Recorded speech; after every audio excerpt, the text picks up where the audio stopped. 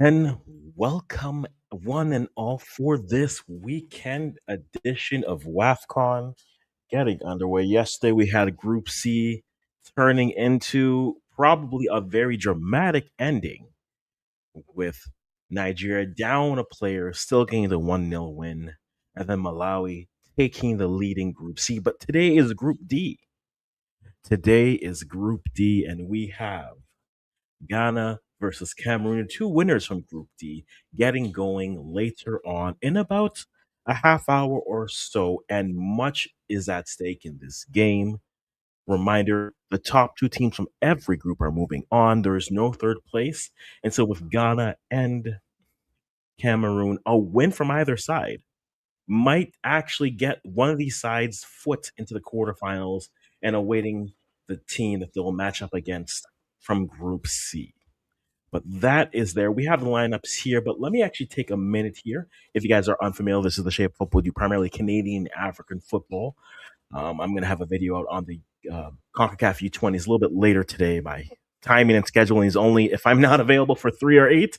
I don't exist right now just due to how life is going right now. But let me take a moment here and just go through what has happened so far in this competition, because again, not only is this for another AFCON title, but this also serves as the World Cup qualifiers for Africa, for CAF. And so 4 teams going directly, and then 2 more teams headed towards the Intercontinental Playoff from the quarterfinals. Let me just throw it up here to show you where you're at. So if you haven't already, just touch up the like button, subscribe. We reached 1,400 subscribers. That is great. I'd love to hit 1,500. Like realistically, I'd love to hit 2 by the end of WAFCON. We'll see if we're able to do that. We'll have to be here a little bit more if the schedule allows me to do so.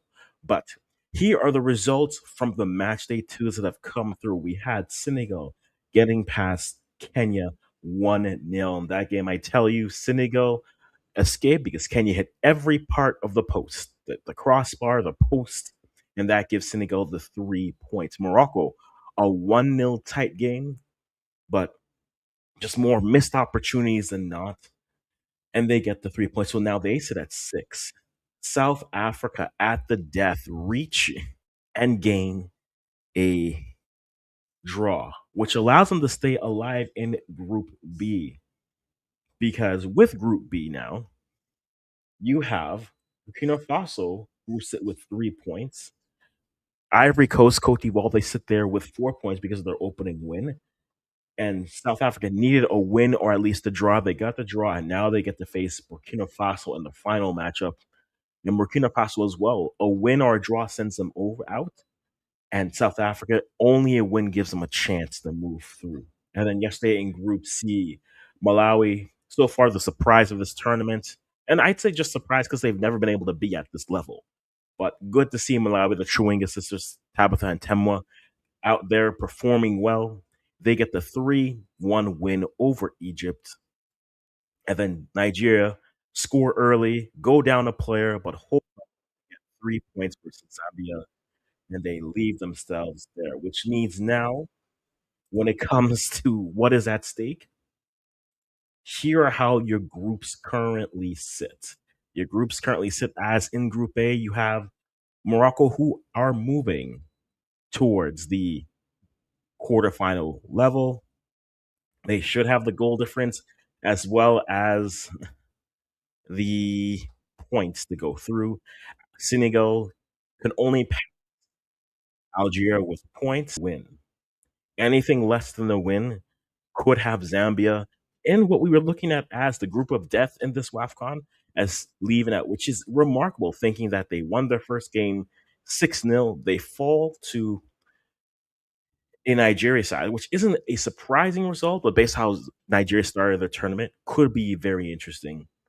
But Zambia need a win versus Malawi in a final group match day for match day 3, or they're headed home. And then Nigeria, a win versus Egypt could put them in probably in second, which means then they would face the first place team of Group D, which currently based off goal difference is Ghana, who face Cameroon. Now, if Cameroon win, and then probably either Mali or Cape Verde win their matchup, then we could be having a conversation in terms of who sits where in terms of second place. But right now, this matchup for Group D really is going to signify who could have the an interesting pathway for the World Cup and then also reaching the semifinals and the finals also for the women's AFCON here. Now, the lineup is out for this Ghana Cameroon game, and I can tell you it's not properly set, but we will throw it up there just so that everyone has a view. And you guys haven't already, make sure to hit the like button, subscribe, all the fun things. If you like this channel, please do so. And also put down your predictions for what you think the final result for this game will be. I think it'll be a very interesting. I just feel like this could be a draw type of a game. But let's go through the lineup here, courtesy of Soccer Way. And let's get into this as we sit here because this lineup looks a little bit off, but we'll adjust it here. So for Ghana, you have Conlan in the back, you have Dua and Boache as your center backs. It should be Simon and then Bonsu as your fullbacks. Kusi would move up as your one of your fullbacks. And then they have Zachariah sitting in as one of the wingers. Now, possibly they may go through it as well. And then you have Chantal Boy Hoka, one, and then Doris Bodua as one of two of the strikers for Ghana. When it comes to Cameroon, Bihina as your goalkeeper, Yakana, and then Dezana Nyaju, and then Kith. That's what they have listed as the back line. I'll compare that to see if that's actually what they did in their last game. You have Ngo, Toko, and then Ngok in the middle. Then Inga, Mandua, and then Njua as your top attacking line. Cameroon coming off of a 2-1 victory in their first game over Mali. So that got them moving quite well and got them at the top of the group, which is something that you wanted them to be at. And then you also had Ghana with a 2-0 win over Cape Verde. And that's what got them through. Fun fact, Mali fell to Cape Verde in qualification to qualify for this World Cup. So we're going to have a rematch of that final matchup. And I think this is where I think Cape Verde might think they are actually still alive in this group because only losing 2-0 to Ghana and then facing a Malian side that they may feel that they have a chance to defeat. I think if you're Capo Verde on the women's side, you're thinking, yeah, if we get 3 points here, which we've proven we can get, then you face Cameroon in your final matchup. It's not equal to see a Cape Verde side able to squeeze into second place in Group D. Not at all. But as we had said, Cameroon got past Mali in the first matchup. Just to go back to that game to show you some of the factoids of that game. And apology for the ads on the side. It's hard to find people who are covering it well. We go from there. But in the Cameroon Mali game, Inga was again the player of the match. 2 goals for her moving through. But then Ngok in the middle, to me, that was a player who I felt really did perform very well in their game. And looking at what she did against Mali, again in playmaking, 3 key passes, 1 out of 2 accurate passes into the box. You had 11 out of 19 accurate passes in the final third, and 1 big chance created in progression, also very effective. 43 out of 57% passing, which showed well accurate passes in the final third, 9 out of 16 long passes, 40%, 2 out of 5, 75 touches overall, and then 3 progressive carries. And then 1 total shot, 1 shot on target. It was outside the box and had 1 successful dribble. Yes, Ingo got the goals, and I think credit to the player for getting the goals. But you're looking at players who are really making things work for their side. You got versus a guy who, hey, you got to score and go to the spoils, the people who score the goal. I think that's definitely someone to keep an eye out on the Cameroonian side, but I'll be keeping an eye out most certainly. Now, when it came to the Ghana versus Capo Verde game, yes, Doris Wadua gets the goal, and she's the highest rated forward. But to me, both fullbacks really showed well how dangerous Ghana could be in possession. Josephine Bonsu, about midway through the first half, gets the ball, passes it, relocating, creating odd, imbalanced looks that make Cape Verde have to try to defend a little bit better. I think that's going to be the key here as well. How active the fullbacks can be here for Ghana, for the Black Queens. If they can do that between Josephine Bonsu and then Simon, I think if those two players can continue to progress well, that could open the doorway for them to really be able to progress and look dangerous in not only in transition, but also when moving the ball forward. And I mean, the center back, what do you say? Watch it? I mean, the veteran, there were moments where you're looking at her and you're thinking, is she we're sure she's 37, 36, not 27, 26, because she was taking space. Defended well in her game against it. Not too much defending needed. We'll probably have a better test of that in this matchup, but accurate passes from the build up 73 out of 85. You love to see that. Accurate passes in the final third 8 to 17. You like a little bit better. Accurate long passes are very much 50-50. So 31%, you love to see that improve a bit. 50% on progressive passes, 96 touches overall in the game, one key pass, 1 out of 7 accurate passes into the box. You'd love to see that improve a bit, but that just shows how involved she started to get into the attack. Accurate passes, final third, 11 to 21. Two through passes, one great chance created, one successful dribble for her. But again, let's go back to Josephine Bonsu. Her game just sets it all. Defending was great. 11 out of 13 duels won, 4 out of 5 tackles won, 3 interceptions, 3 clearances, 7 recoveries for the fullback. Progression, 52 out of 63% on their passes. Final third passes, 10 out of 15. You love to see it. 3 out of 5 long passes, 103 touches. You love to see it. Playmaking, also, you saw that. 2 key passes, expected assist of 0.3. Accurate passes into the box, you have 3 out of 3, 12 out of 18 final third passes, 1 big chance created, and then successful dribbles, 1 out of 2, 4 fouls suffered. She was involved. This is going to be a game midfield versus wide spaces, right? You can see Chantal Boy Horkler did not have the best game, rated 5 out of 9. If not for the Cape Verdean, she would have been the lowest ranked player on for Ghana. But she just it was a tough game for her overall.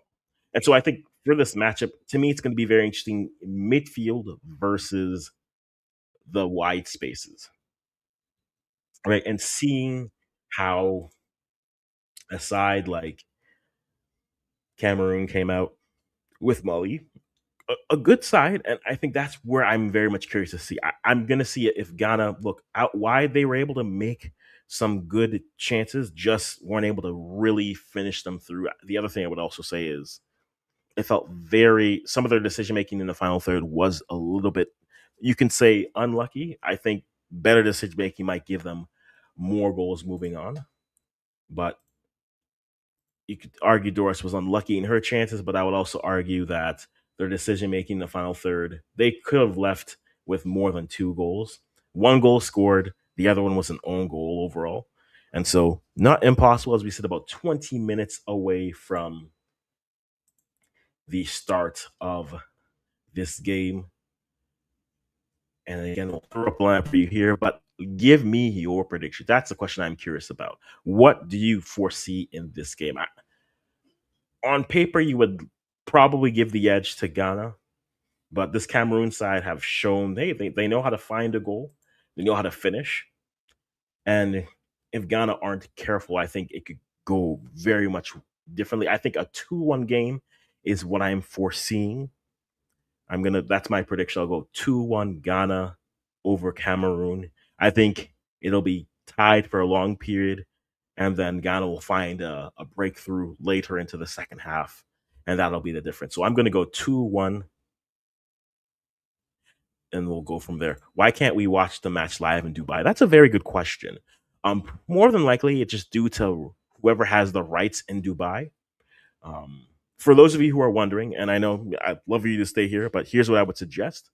if you have a VPN, set it to the UK, and then you can watch the match free on the CAF YouTube channel. That's how I'll be watching it. I'll be emotionally, spiritually in England, but physically here. Fun fact, in Canada, where I'll be watching this matchup here. And so that's why you cannot watch in Dubai. Probably the rights. If I look at it, if we actually look at the rights here,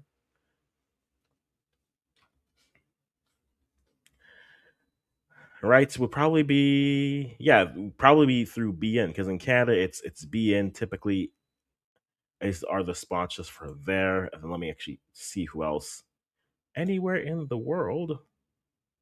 Coolly, coolly, cool. Free to air broadcasters in Africa are there. Perfect. All right, right.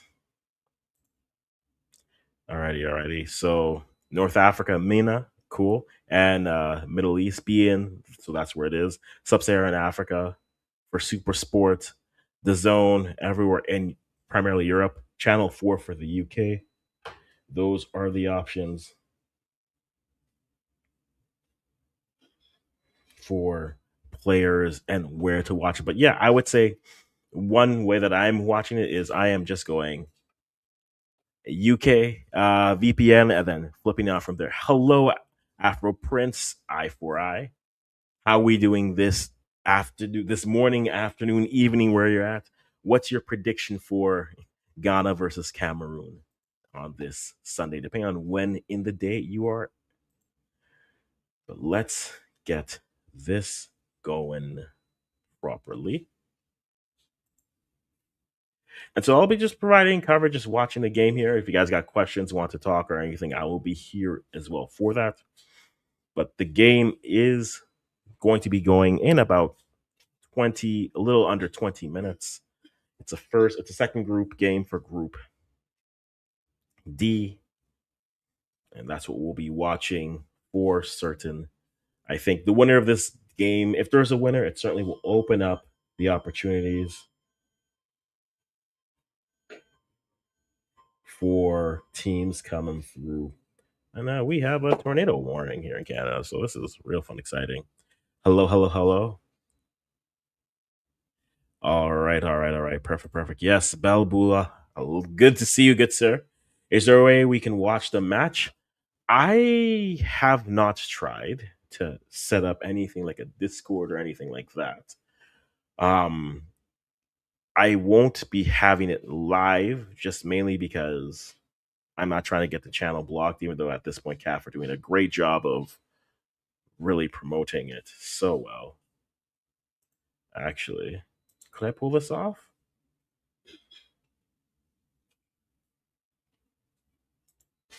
Okay, let me actually see if I can pull this off.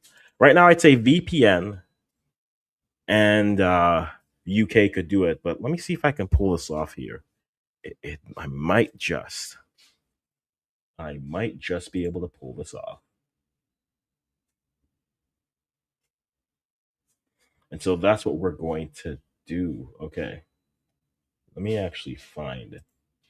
I might just be able to pull this off, but we'll see if I'm actually able to do so. But for the most part, it's on the CAF YouTube channel, depending on where you're at. And let me know where you're at, and we might be able to guide you in the right direction as to where you can watch this game. But it is on the CAF YouTube channel for free for people not in any of their areas. So in Canada here, it's on the Zone or BN, but in the UK, you can watch it either on Channel 4 or on the YouTube channel. So I am actually set up that way to watch it emotionally in the UK. But I'm going to see if I can actually adjust this here. And if I can do that, this might give me an opportunity to do this.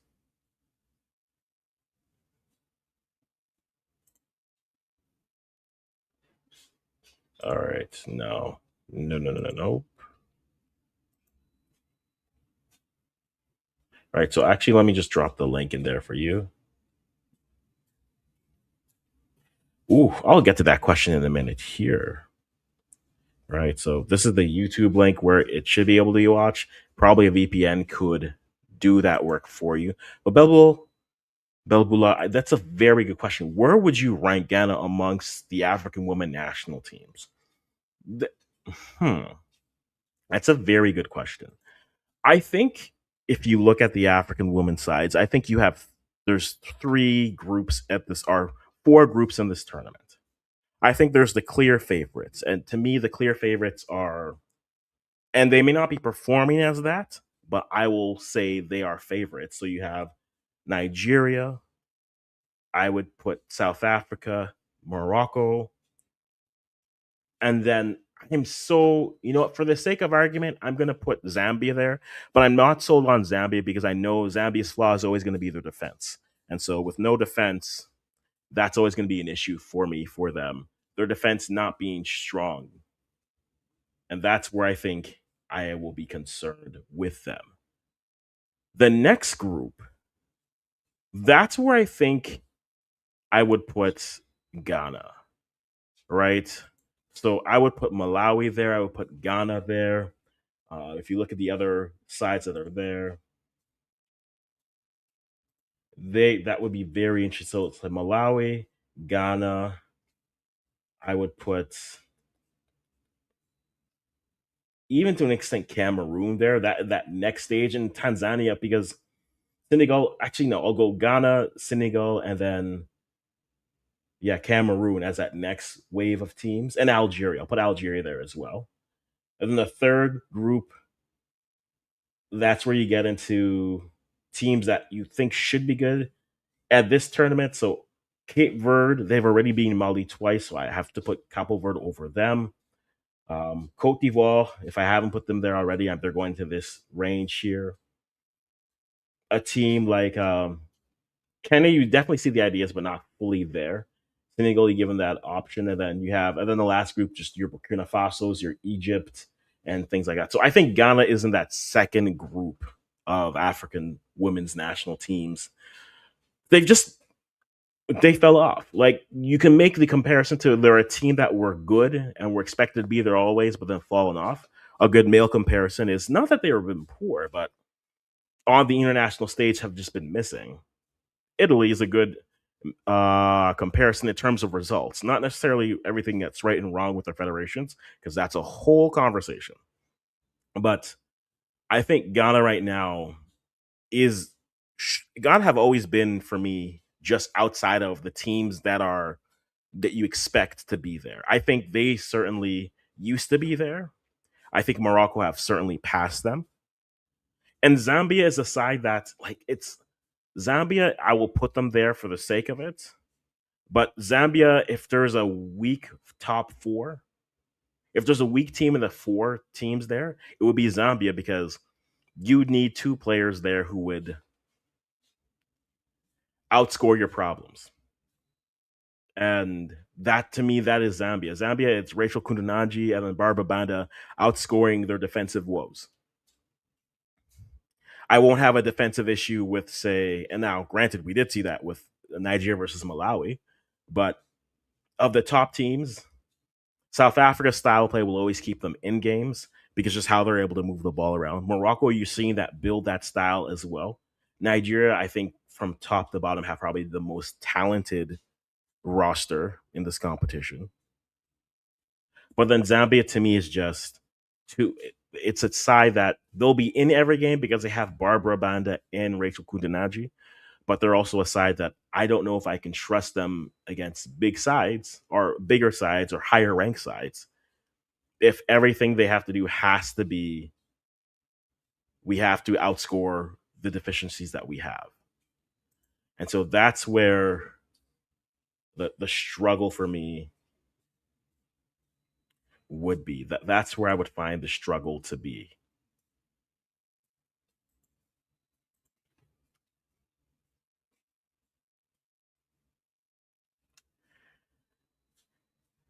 And so that's where I would find that's where I would put them. If you agree with it, cool. If you disagree with it, I fully understand why you would. But for me, Ghana is that next group of teams because they have to build back up to where they were prior. And that to me is why I give them the title that I give them. And so that's we don't care about the Challenge Cup every time we do this. But we're waiting along. We're about 10 minutes away. Coverage should be showing up soon. Let me actually pull this up here. We'll get our watch bug. I will hopefully hey they've gotten better with the commentary. I will give them that much. I will give them that much. But the commentating has not been the best. People on YouTube just doing live streams have done better commentating, and so I hope to be one of them here. He says. But we'll have a little scoreboard going across the pitch for you, across the screen here for you guys to take a look at and keep on there. Again, I've posted the link for what is there. I posted the link there. And so we're about 8 minutes away from the lineup. I'm actually not the lineup, from the starting aspect of this game. We'll keep the scoreboard going as well. Yeah.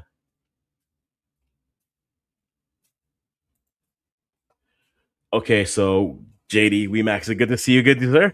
Ghana is just looking okay after the last 5 years. I won't disagree with that. Zambia will beat the out of Ghana. Sorry, Ghana is about 8 out of 12 ranked in Africa. And again, that's why I said I put them in like that next group of like 8 teams. Or you're saying 8 to 12, so you're saying they're the next group. Okay.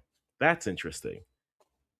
Because the top four. Okay, so actually, JD, since you're here, I don't think we'll disagree with saying our top four would be. Do you put Zambia in your top four? But that's what I'm curious for you, because the only struggle I have with putting them top four is they have a clear deficiency, which is their defense. And so I have no issues with Morocco, Nigeria, and South Africa being your top three. But um would you put Zambia in their top four based off of just Barbara and Rachel, or would you put them a little later? Anyone in the position eighth to 12 ranked. Okay, so you're saying the third. So if in this tournament they'd be in the third group of teams. Okay, that's fair. But again, back to the question: where would you put Zambia? Because on paper they should be probably top four, but their clear deficiency is their defense. It's always been their defense. So I wonder. I'm curious. I'm very much curious to see where you would put it there. But we are getting closer to it.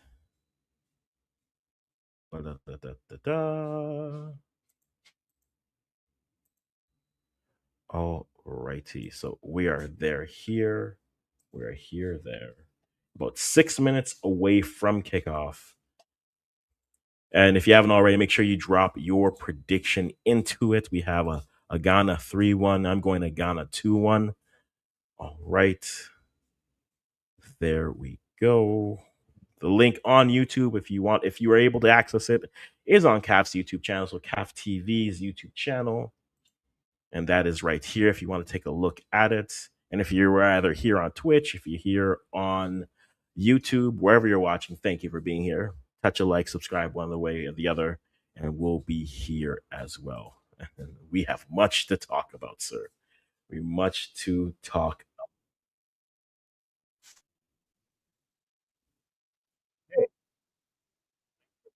Seventh for Zambia. Okay. Okay. So you would so okay. So then there we agree. We agree on the Zambia point because okay. See, now I'm curious. Who are your top?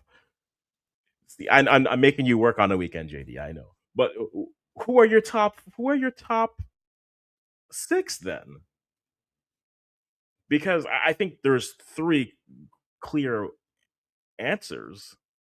Unless you're going to put Malawi, are you going to put Malawi into your top six immediately? Which I think is fair. I would put Malawi probably in the top six, and we'll find out when they play their match day 3 against each other for certain. But now I'm very much not. See, I want to know this now. Ah, all right. Let me get our score tracker going. The flags are out. They're getting ready.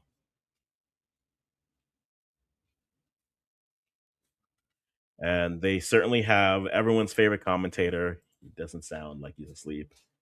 Ghana in the yellows, which maybe we'll get a nice color clash game. Maybe we'll have to wait and see. But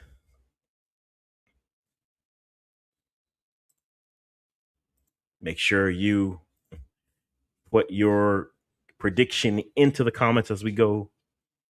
Ghana in the yellow kits and the Cameroonians. We're waiting for their anthem to come through. We'll certainly go from there.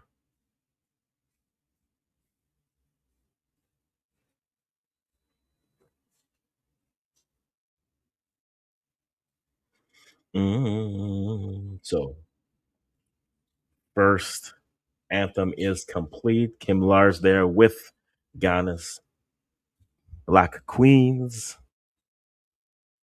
Now, Cameroon.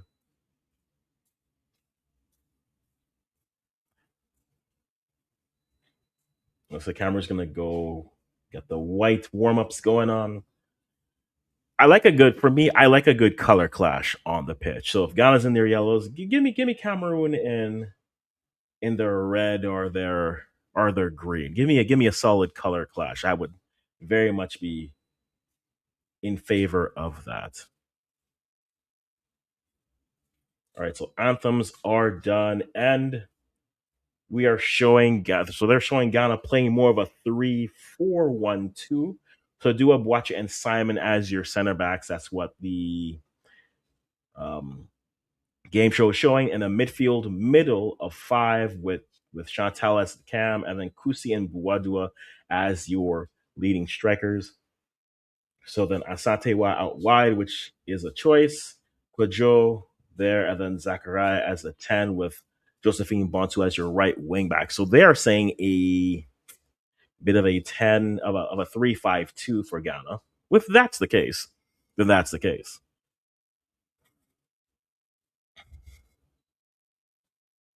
And who are the officials for today? Officials today are.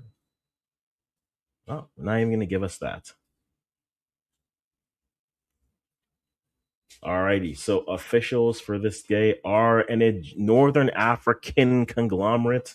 We have an Egyptian referee, an Algerian and an Egyptian linesman, and then a Moroccan fourth official. So this will be fun in the VR room there. So we are getting a nice color clash. Ghana in the yellow, and then Cameroon with the green bottoms and the red tops. You guys haven't already, drop your predictions in the game. I'll just be here, giving some predictions, or not predictions, giving a little bit of commentary as we go. And we'll see where they are at. All right. So if you're watching, Ghana in the yellow, and then you're also going to have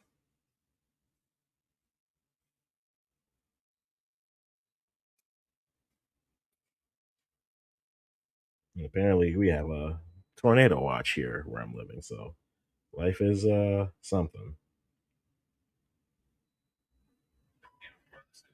Alrighty.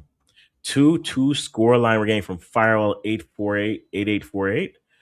A draw I think is a reasonable take for this, as we have Cameroon playing in a 4-3-3 or going a 4-4-2 diamond. So Manga and then Mandua up top with Eto. Ooh, is that little Eto? Yeah, Eto from U17s way back when. So this is good. Okay, perfect. Okay. So South Africa, Nigeria, Morocco, Zambia. Okay, so that's how you're going. Oh, so that's happening too. If anyone's wondering what's happening in the comments, rank your top 10 African sides, how you see them. How you see them coming through. That's what JD here with WeMax is doing. If you haven't already, go over to his channel and subscribe there. He's got great content on the WeMax it, all world football, Nigerian men, women, Haiti men, women, sometimes Jamaica, men and women, and everywhere in between. Let me grab. Can I even grab my water? I can't even grab my water. So we're gonna be here. Perfect, perfect. So we'll get that going here.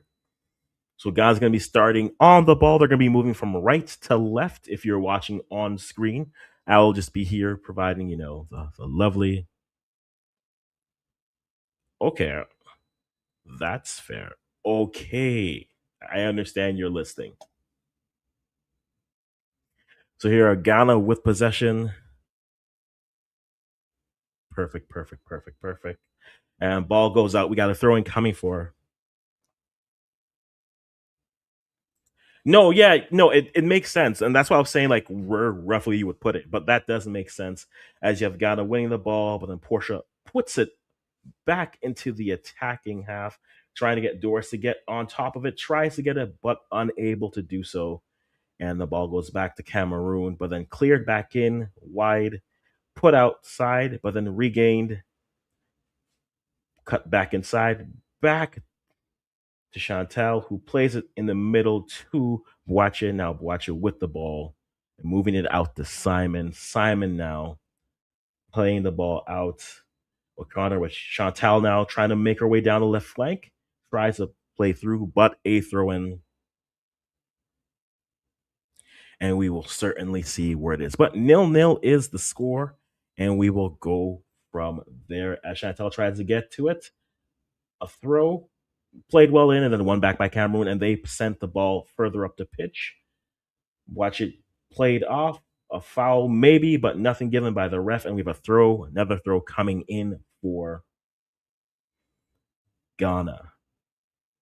Tight affair so far. Again, I think a win from any side puts that side into the quarterfinals at 6 points, but we'll have to wait and see. And if anyone's swinging by, the question of the day is as Cameroon puts the ball in the middle, but a little bit too far wide out, and it's one back by Ghana as they try to build the ball back, turn into the midfield, tries to cut through, but good defending. And now we have Cameroon coming on the break. They play the ball, tries to play the ball out wide, but then easily dealt with. And we'll certainly see in the throw in coming for Cameroon. Throwing coming for Cameroon. Yeah, this is gonna be this that question is gonna certainly get some debate, and we'll certainly come to you for that. There. So Patrick Tete Doku says Ghana, Nigeria, Malawi, and Morocco. Those are his top four teams. As we got a goal kick coming for Ghana. Okay, sitting there.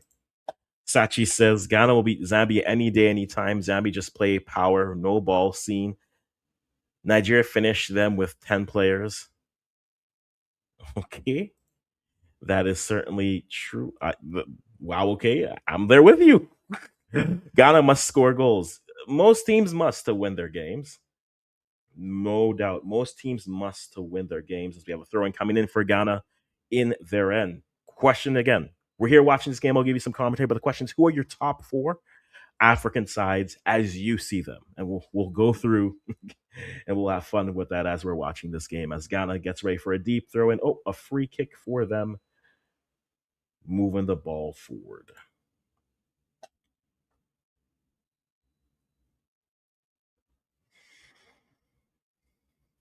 As we have Dua going deep, but wayward pass goes off. Now a throw in coming for Cameroon. As we sit here about 5 minutes coming in, we're in the fourth minute of this game.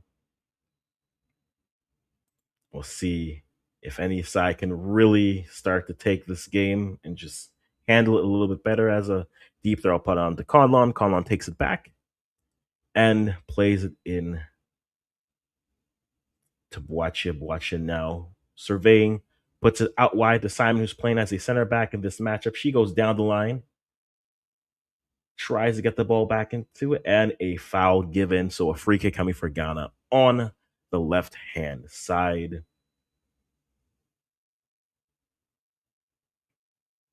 Let's see. Let's get okay, perfect.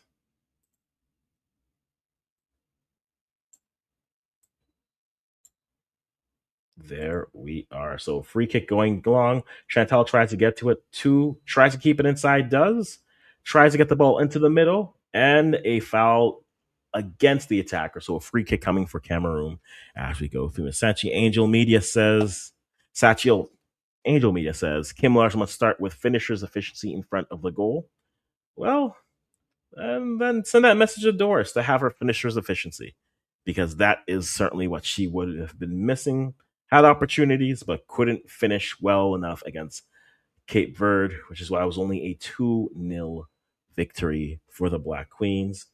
Has some good maneuvering into the middle, as now Cameroon still dribbling, but then the ball back. Now Cameroon's trying to build and see they get the ball out wide, but a wayward pass that's dealt with, and now Cameroon gonna go back into the middle, move the ball in. Now they try to maraud into the midfield. That should be a foul, and a foul coming, free kick coming for Cameroon.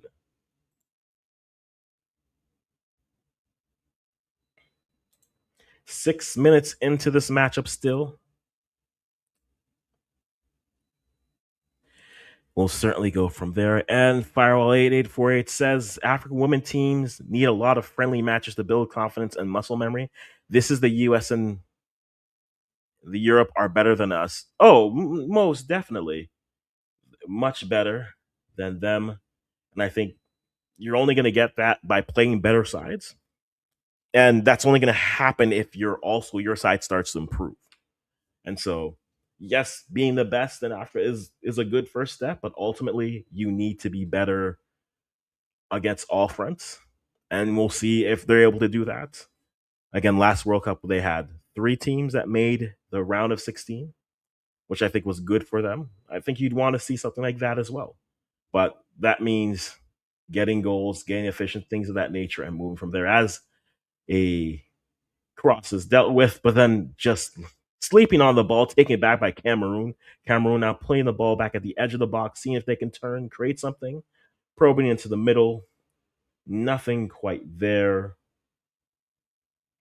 And Yankana strikes the ball over everything. Goal kick coming for Ghana.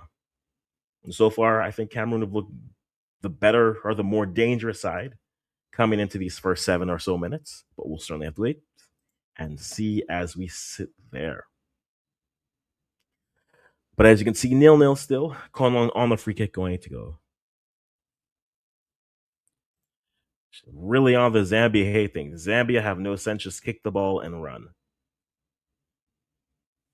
Perhaps, but it's got them the effective results that they needed so far. It is what it is. But that, again, to me, that's where a team like Zambia, the struggle is always going to be. I don't know if they have the defensive structure to really be able to challenge Sam, because they could score against the higher ranked teams as the ball goes in the middle for Ghana as she turns, tries to go, and foul given. Look.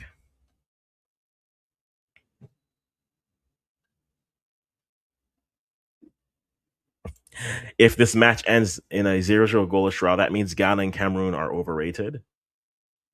If it ends in a goalless draw, it means it ends in a goalless draw. It means both teams aren't able to score.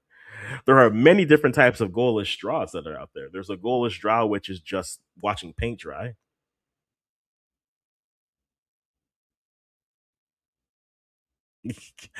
Yes, John, I saw that too. I certainly saw that too. All right, Satchel, I'm scared for Ghana in this game. Listen, they have to prove that they belong back to where some think that they do. So for them, it's getting, as we have a free kick. Watch it puts it long, but too long, and a goal kick coming for the Cameroonians. But no, I did just watch that. Simon on the ball, gets the ball, stands around, and then Yankana takes it from her. I agree. It's certainly a thing.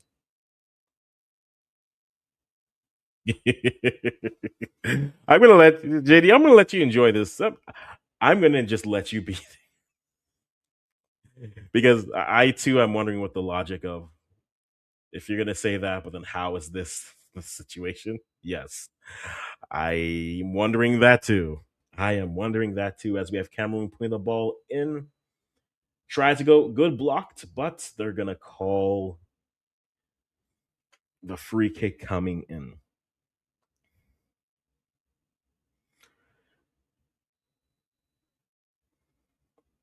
So here we go with Ghana trying to build up now.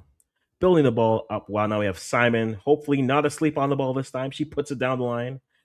Now Zachariah with the ball. Fallen, no foul given. Cameroon on the break. They try to switch it, get the diagonal in, not there. And now Boachi with the ball. Now she puts it into the midfield. Zachariah, but then second ball got to by Cameroon first.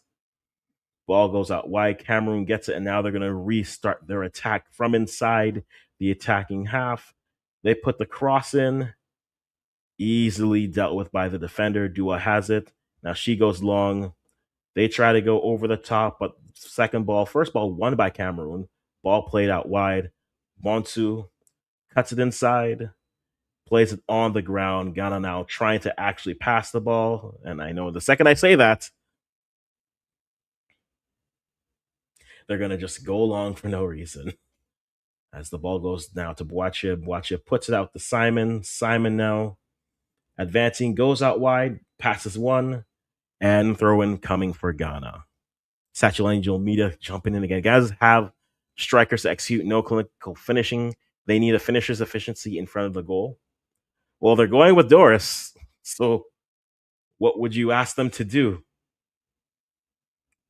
And now Zachariah draws a foul, so we're going to have probably another deep direct free kick coming here.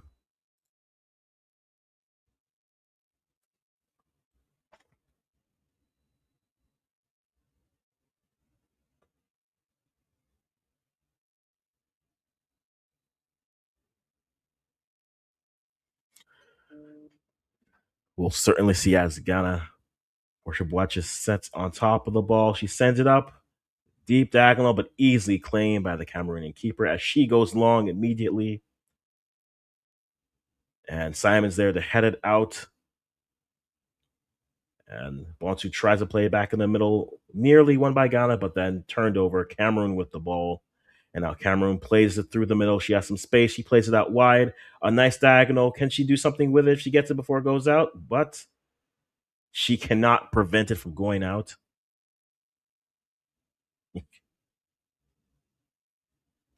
And it goes for a goal kick for Ghana.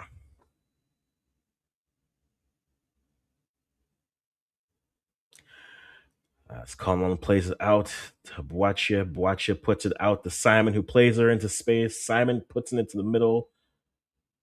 Chantal tries to out physical, but the ball goes back to Cameroon and Ghana back on the defense. As Cameroon goes diagonal, they have an opportunity now with Ndojo with the ball. Little Eto looking to go out, but goes out, and a throw in coming in for Cameroon.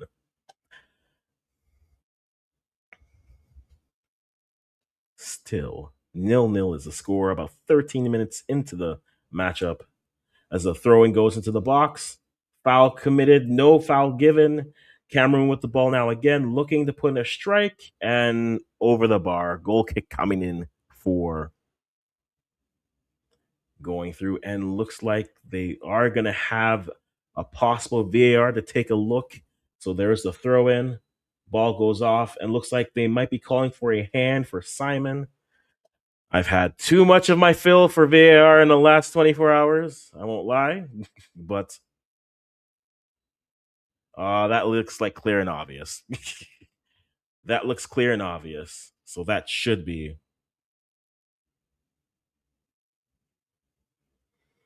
So that should be a penalty. So it should be penalty Cameroon coming up shortly. That is clear and obvious. Shady, this is clear and obvious. This doesn't seem like clear and obvious to me, but I will let it go. See you on Wednesday. Looks like that to me should be for where her arm is. That should be a pen. So, all of you.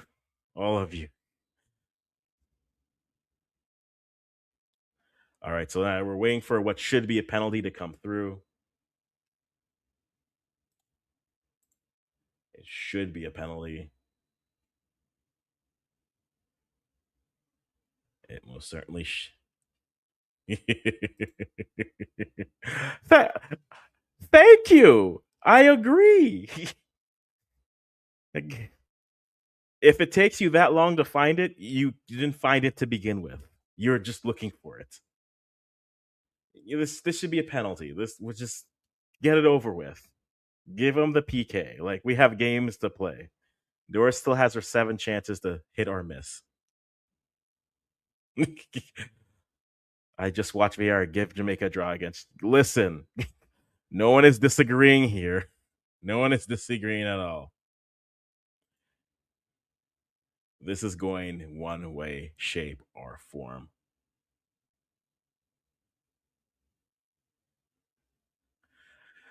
Well, let me just catch up on these comments as I'm waiting for the inevitable penalty to come through. Right. So, yep. Thanks, but it will be the problem against Zambia, right? Zambia have better attackers per stated. Yep, that conversation is going and going. Isn't that why Doris is there? It is why she is there, but I would argue she's the she's a very inefficient striker, and that's putting it kindly. She's gonna miss 5 chances, or what? She's JD will appreciate this. She really is Funes Mori. She is Funes Mori. It might score two on one game, but she's gonna miss bowls of chances. Or for the Canadians, it's very Tanny esque, right? Just looking at Gana's roster, if not Doris, would y'all put spot? They also have Alice Kusi, yes, Princella, yeah, Princess Marianne Ponsla. I would rather they try Princess to see what it is. Just points. Thank you. Yeah. Okay. Cool. Yeah. Penalty coming for Cameroon. Cool. Get it. We're gonna be down 1-0 unless we get a save. So we're living life. Life is living. Cameroon are too physical. Ghana girls want to play good football, but the physicality of Cameroon is ruining the flow of the game. I mean, sure. They're a team that could play football, but they are always enticed by the long ball to Doris for some reason. And that's where it is. May Cameroon beat Ghana? Sure, Nelson. Sure. All right. Yes, penalty. Agreed. Yep. JD, they always call you fake Jamaican, though. Like, you're always a fake Jamaican. You're a fake. That's what they always call you. Not enough national pride in you, allegedly. Uh but that's it. So penalty coming up for uh Cameroon versus Ghana. I'm just gonna end a yellow card. Oh, they're giving a yellow too. How kind of them.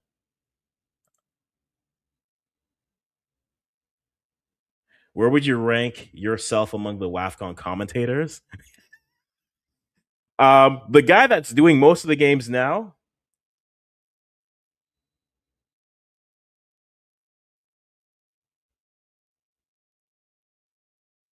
Um,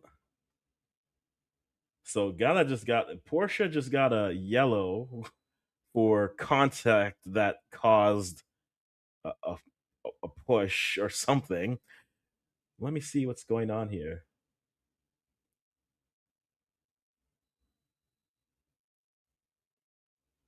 I'm just look, if you're gonna roll around, yeah, it's gonna be 1-0. It's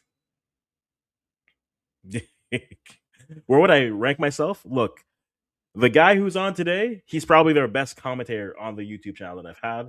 Outside of that, uh, there's the and again I don't know names. The young lady, freezes her. It's 1-0. Cameroon up. Congratulations, Cameroon. You are up 1-0.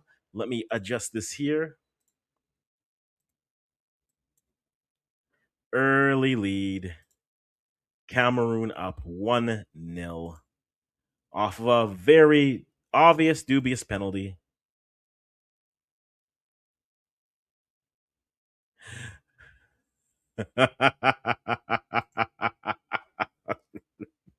I'm uncomfortable with being a favorite, JD. You know this.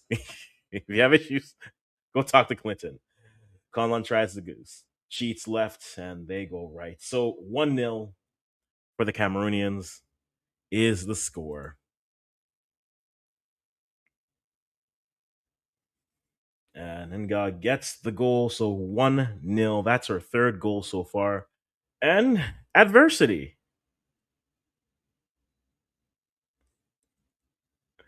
We will see what Ghana is able to do here now. Adversity is free.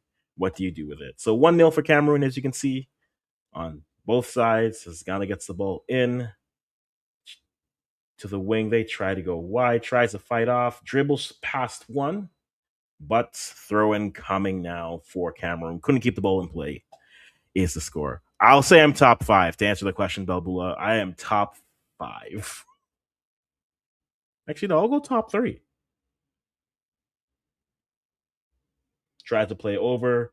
Here comes Kusi with the ball. She goes wide. Tries to put the shot. Oh, and just too heavy on the touch. Goal kick coming.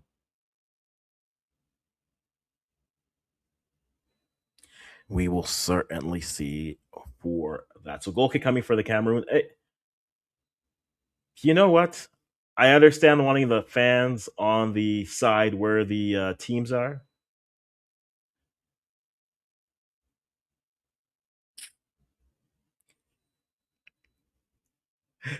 Well, we're all gonna see now, aren't we? On live YouTube, we're all going to see as Ghana gets it again. Chantal again, back to Josephine Bonsu. She puts the ball into space, gets the overlap, looking, gets the ball out wide. Cross goes in, weak but could get indoors. Can't get the shot off. Here comes Josephine Bonsu, puts the ball out wide. Chantal puts it, block shot again, and now Cameroon with the ball.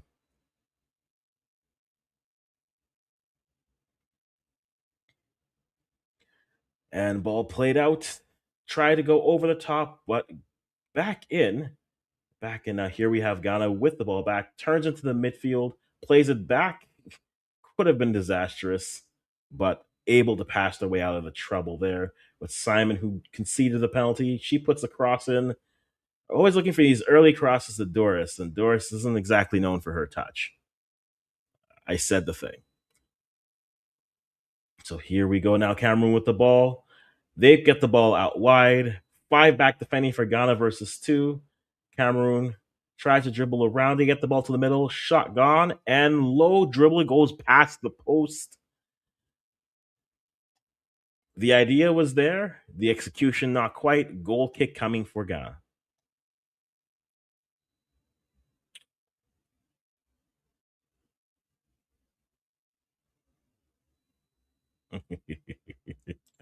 I can't wait for the Utah so I can join the. Hey, you're lucky that game ended in a draw, sir. If that game didn't end in a draw, you would have lost more sleep last night. As we go wide, as here we go with Ghana. Zachariah. Chantal tries to put the cross in to whom? I don't know. Doris wins the ball out wide, trying to dribble her way past. Sets up her players, tries to go wide, sets in the cross that, quite frankly, the ball boys couldn't reach. And it sits there. Goal kick coming for Cameroon. Ooh, good little defending gets the. Oh, so we're going corner here coming for Ghana.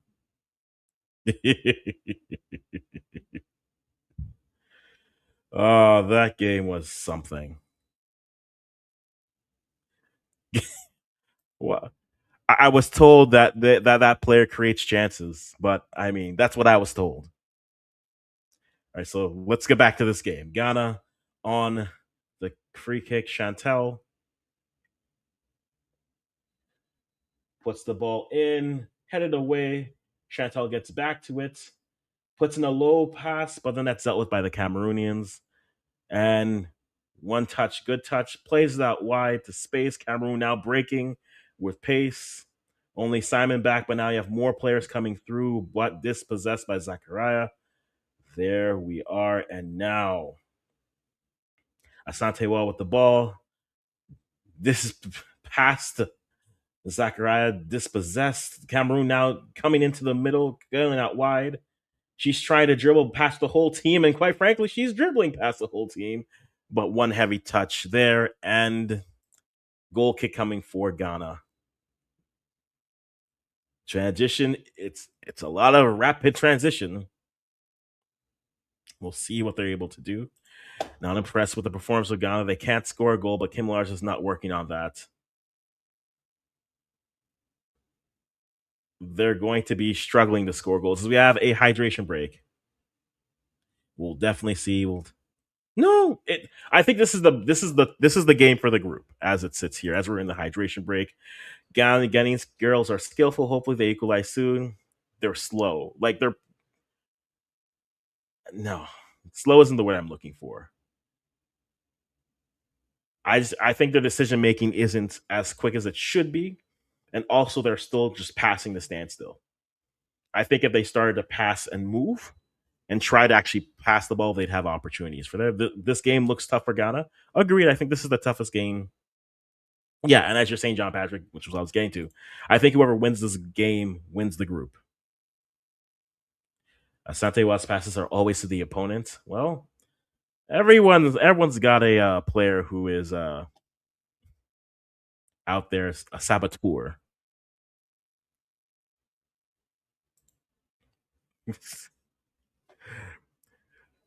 Are you ready for a fun fact? Half of the teams in this group technically didn't qualify for this. But that's another story. That's another conversation. That's another day. Let me go grab this water bottle.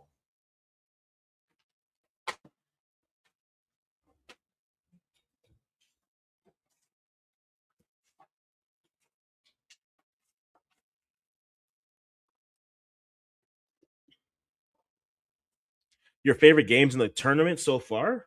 Hmm. My favorite game so far in the tournament, I think the South Africa Ivorian game was my favorite because as much as the Ivorians being up 2-0 was great, Chantel tries to turn and get the foul call on him. As much as like the Ivorians being up 2-0 was great, South Africa style is always going to keep them in games. And like South Africa could be on, just because we just saw in the World Cup, they could be on a Turkey run where they could look good in all their games, but could leave with not much to show for it. And we'll certainly see what's going on. But for me, that game, just how it ended, the Malawi Nigeria game was fun because it looked like it was in reach for Nigeria the whole time. They just couldn't figure out as ball coming in, slip through. How do you if you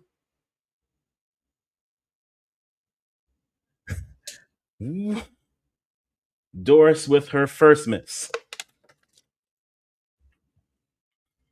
Played right in the middle of the door. She cuts it inside, cuts back to the foot, and claimed by the keeper. You it's the touching that again, that was an unnecessary touch. If you just took it on the right foot,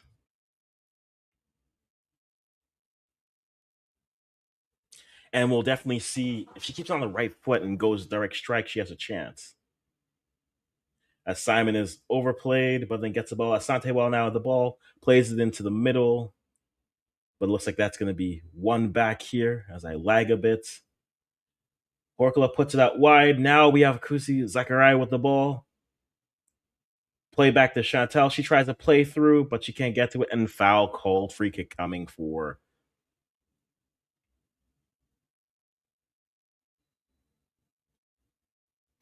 That's also a fair shout. Tries to play it, but then can't get through it. The best game was Morocco versus Algeria. That must be rated as finals of finals.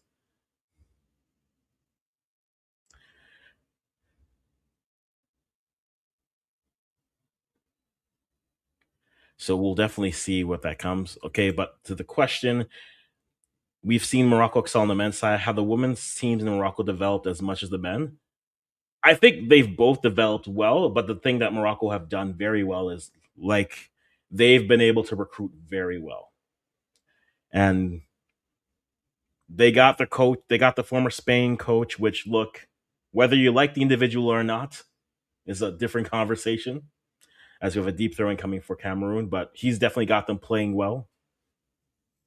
I mean, this they made two straight without him. They made two straight,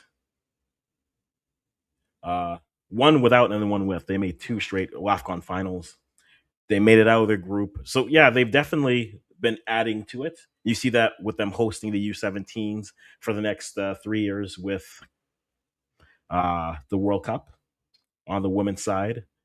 And so yeah, they've definitely invested a lot into it, but they're also a very good I think they've done it on all levels. Their grassroots have improved, their recruitment is still really good. They're one of the few sides that can look at a player and say, "Hey, this is where you fit in the program. Would you like to join or not?" and have it be legitimate. And so both on men and women's side, yes, grassroots, but then also on all levels, I think they've definitely improved and developed, both in recruiting, both on the ground, and then they've got the right coaches in.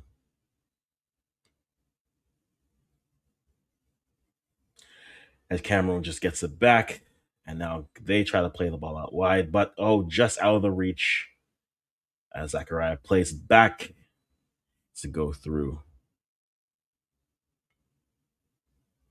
That's Portia with the ball. She goes long to who? I don't know. And Chantel gets another foul called on her. Free kick coming for Cameroon on the side. Always seems to come down to imports. This is just convincing more players who are born there to play for the team. I think you have to look. I think the more teams you add, the more pathways you give players. That's kind of how I've looked at it. And now, if you have those pathways, as Ghana wins the ball back in the midfield, they move the ball out wide, and now Zachariah with the ball. She plays it into space, but a bad pass, and Cameroon gets it and goes out, throw for Ghana. Your federation has to be in some level of order, right? Because there's a reality where you can have all the opportunities for players to step in, but players talk. And so if one player's bad experience is going to affect whether another player wants to take that in or not, plus the connections and all those things that they go through, right?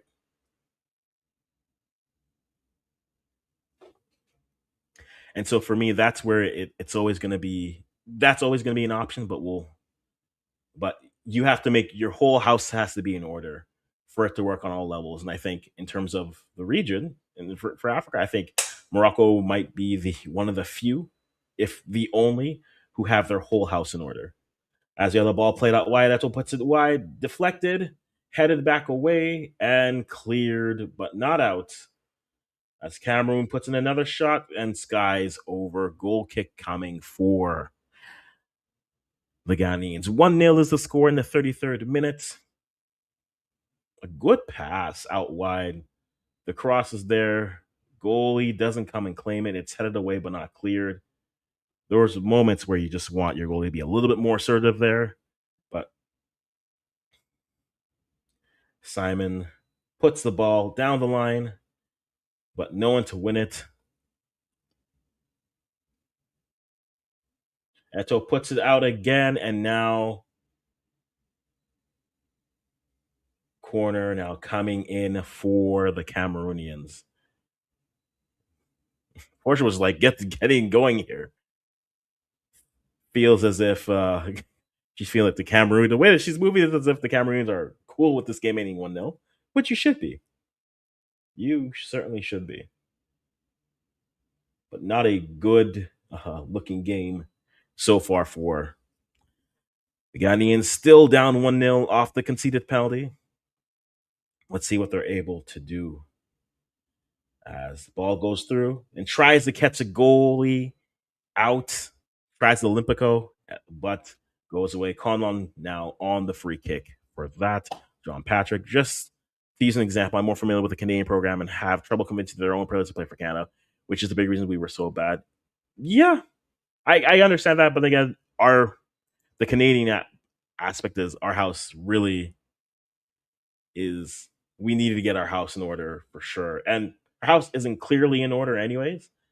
But we needed to do some more. But we've got a good starting point. We'll see what they can build off of for sure. As Cameroon puts the ball out wide. Now they're coming through loads of space if they want to exploit it, but nothing quite there. As we sit and she switches over. Ghana trying to press, but the press is disjointed, fully disjointed, as Cameroon tries to go right down the middle. But Ghana is so spaced out. The midfielders are at midfield, the defenders are at the box. There is room for exploitation if they want it.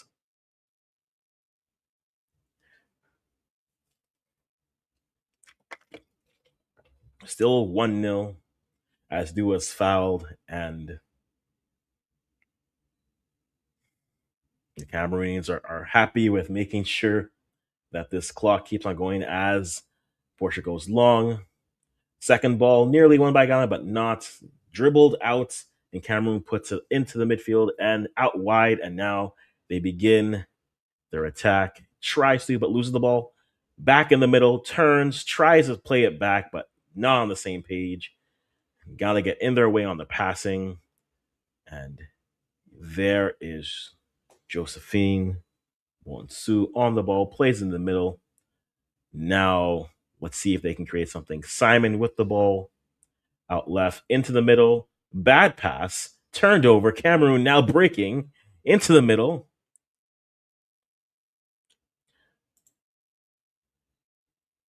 Still can't get it through, and now it's just played out and finally won back. And Zakaria gets it. Chantel tries to get to the ball played, but can't. Doesn't have the feet to get there. Cameroon are now just playing for fouls for the free kick.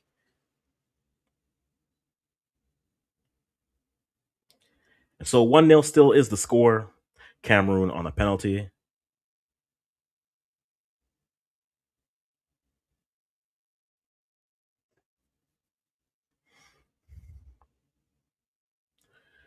As Cameroon plays the ball down line, but poor pass, throwing coming for Ghana.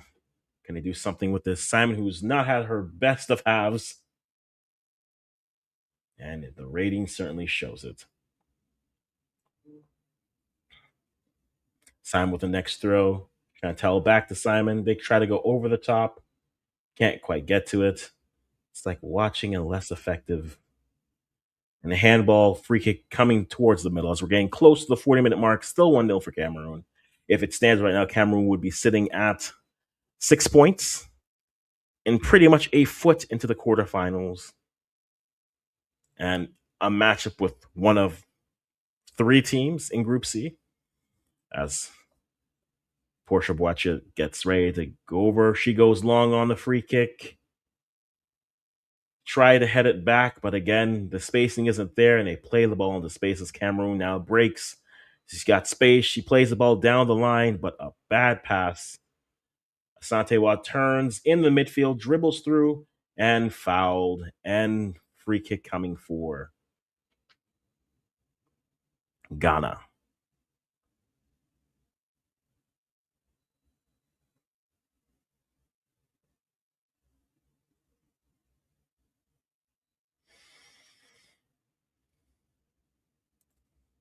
Parent stalking. I don't remember saying parent stalking, but the hindrance of the case is also a good counterexample to people who claim African passports as a hindrance to a football player. Got you. But to that point, I'd still say it's the opportunity that's found, right? And that's where I'd say I think you have to have most of your house in order for it to really work. And that doesn't even stop you from fully recruiting. As then go tries to win the ball, Cameroon breaking, Josephine Bonsu back, the Porsche.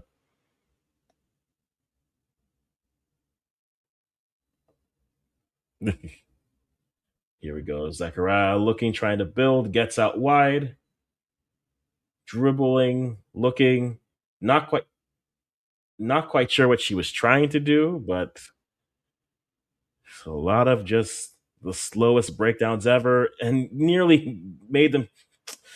Chantel tries to save the ball and goes throw for Ghana.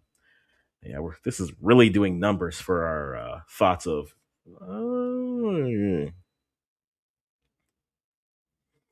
Portia Boache with the ball. Back to Dua. Dua looks like Ghana shifted back to more of a back four here.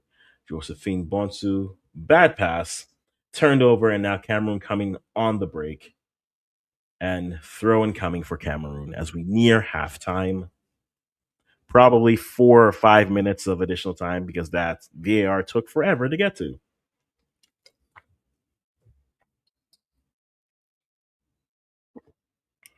As the throw comes in for Cameroon, good hold up, tries to play it off, but Ngo gets it. And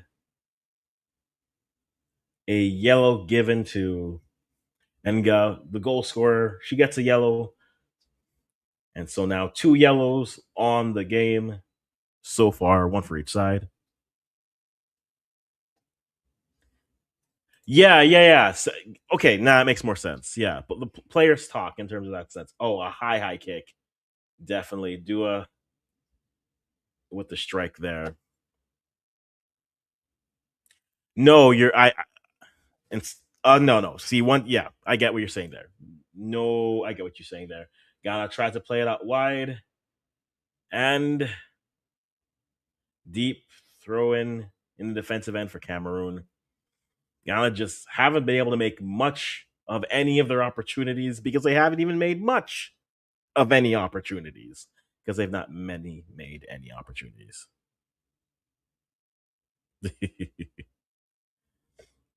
We all complain about referees, although hey, I'd say, look, you may not like this. This feels like a consistent whistle, right? I know what a foul is in this game. Now that Zambia Nigeria game yesterday, I don't know if I know what a foul is in that game. As Josephine Bonsu goes back to Conlon, the keeper, and she goes into the middle. But again, Ghana's midfield is nowhere to be found. A little bit of physical. Asante tries to fight off, but she gets pushed off. And a good pass that Simon tracks back and gets fortunate with the bounce throw in. That could have been the slowest through ball I've seen go through because you just weren't aware. Your spatial awareness was poor there. Simon is not escaping the allegations of having a bad first half. And now throw coming in for Cameroon, most definitely.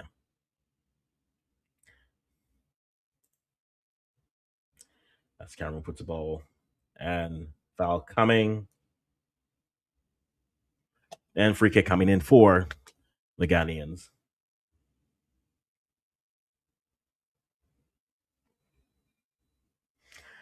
Let's see if Ghana could end this half with something positive. This is where I've been left. Let's hope they can end this half with something positive. They forced the save. This is what I've been reduced to. All right, so Josephine goes down the line. Kusi gets into the middle. The dribble too heavy of a touch and dealt with. Foul. Free kick coming for Cameroon.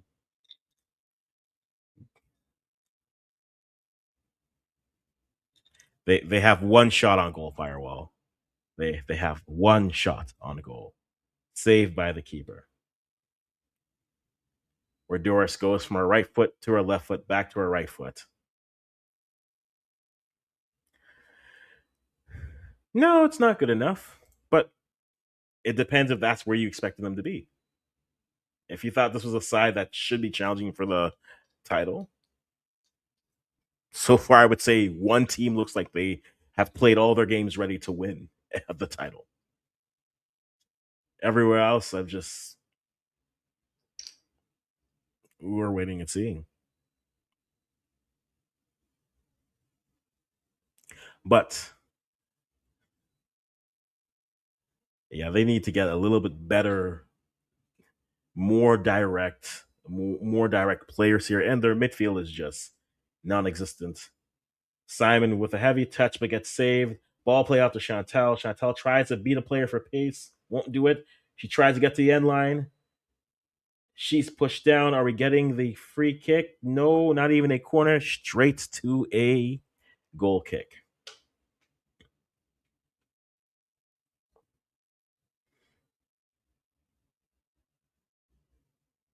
Chantel tries to get out of the way, tries to get a foul, gets none of the things, and now sits there. And so now Ghana now chasing the ball as Cameroon goes deep, tries to play the ball out wide, but are unable to do so. And a throw in coming for the Cameroonians. 5 minutes of additional time coming in, which feels about right with the time it took the VAR to kick in.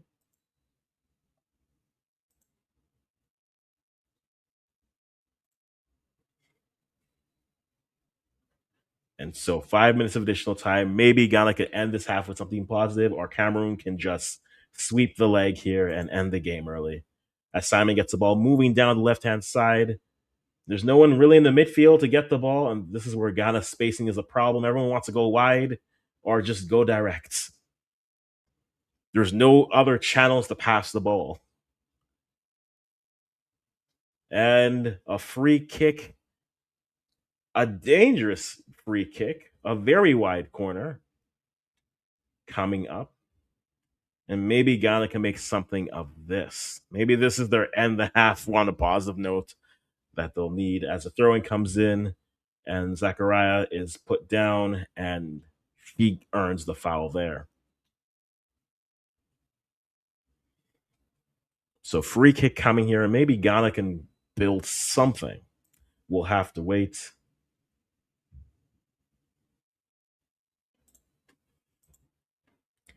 As Boy Hokra is standing over it. We'll see what she's able to do on this. Going direct may not be the idea, but with Chantal, she may try to do so. Looks like she'll try to go for it as you wait here for the cross.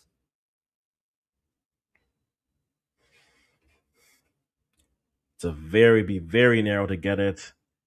Playing the ball for a strike would be great. She goes wide and over the head of everyone. Goal kick coming for Ghana. Cameroon. Apologies. So free kick wasted. Free kick chance wasted. Cameroon with the goal kick.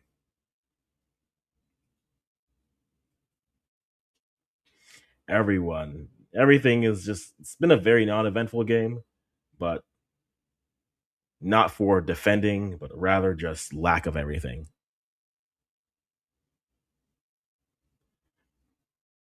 All right. Asante with the ball turning in the midfield. She's put down. That should be a yellow.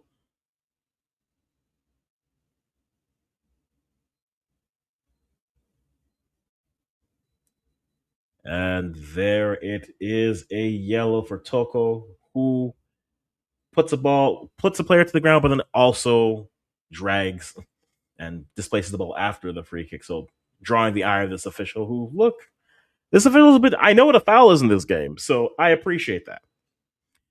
So another yellow for Cameroon. So that's 2 yellows so far. Only Portia Boache has a yellow for Ghana as we sit there. You don't see either side representing Africa at the World Cup. Listen, one of these two sides is going to be in the quarterfinals. Possibly both of these sides are going to be in the quarterfinals. And they'll have to either beat one of 3 sides of Zambia, Nigeria, or Malawi. Now, on paper, yeah. I don't think that could happen. But I'm not sure it won't. They have a pathway. It's not quite as easy as, say, no, we'll talk about the groups actually at halftime, because I think there's different pathways that could open up depending on the results. And ball goes deep and Conlon claims it as we're nearing down.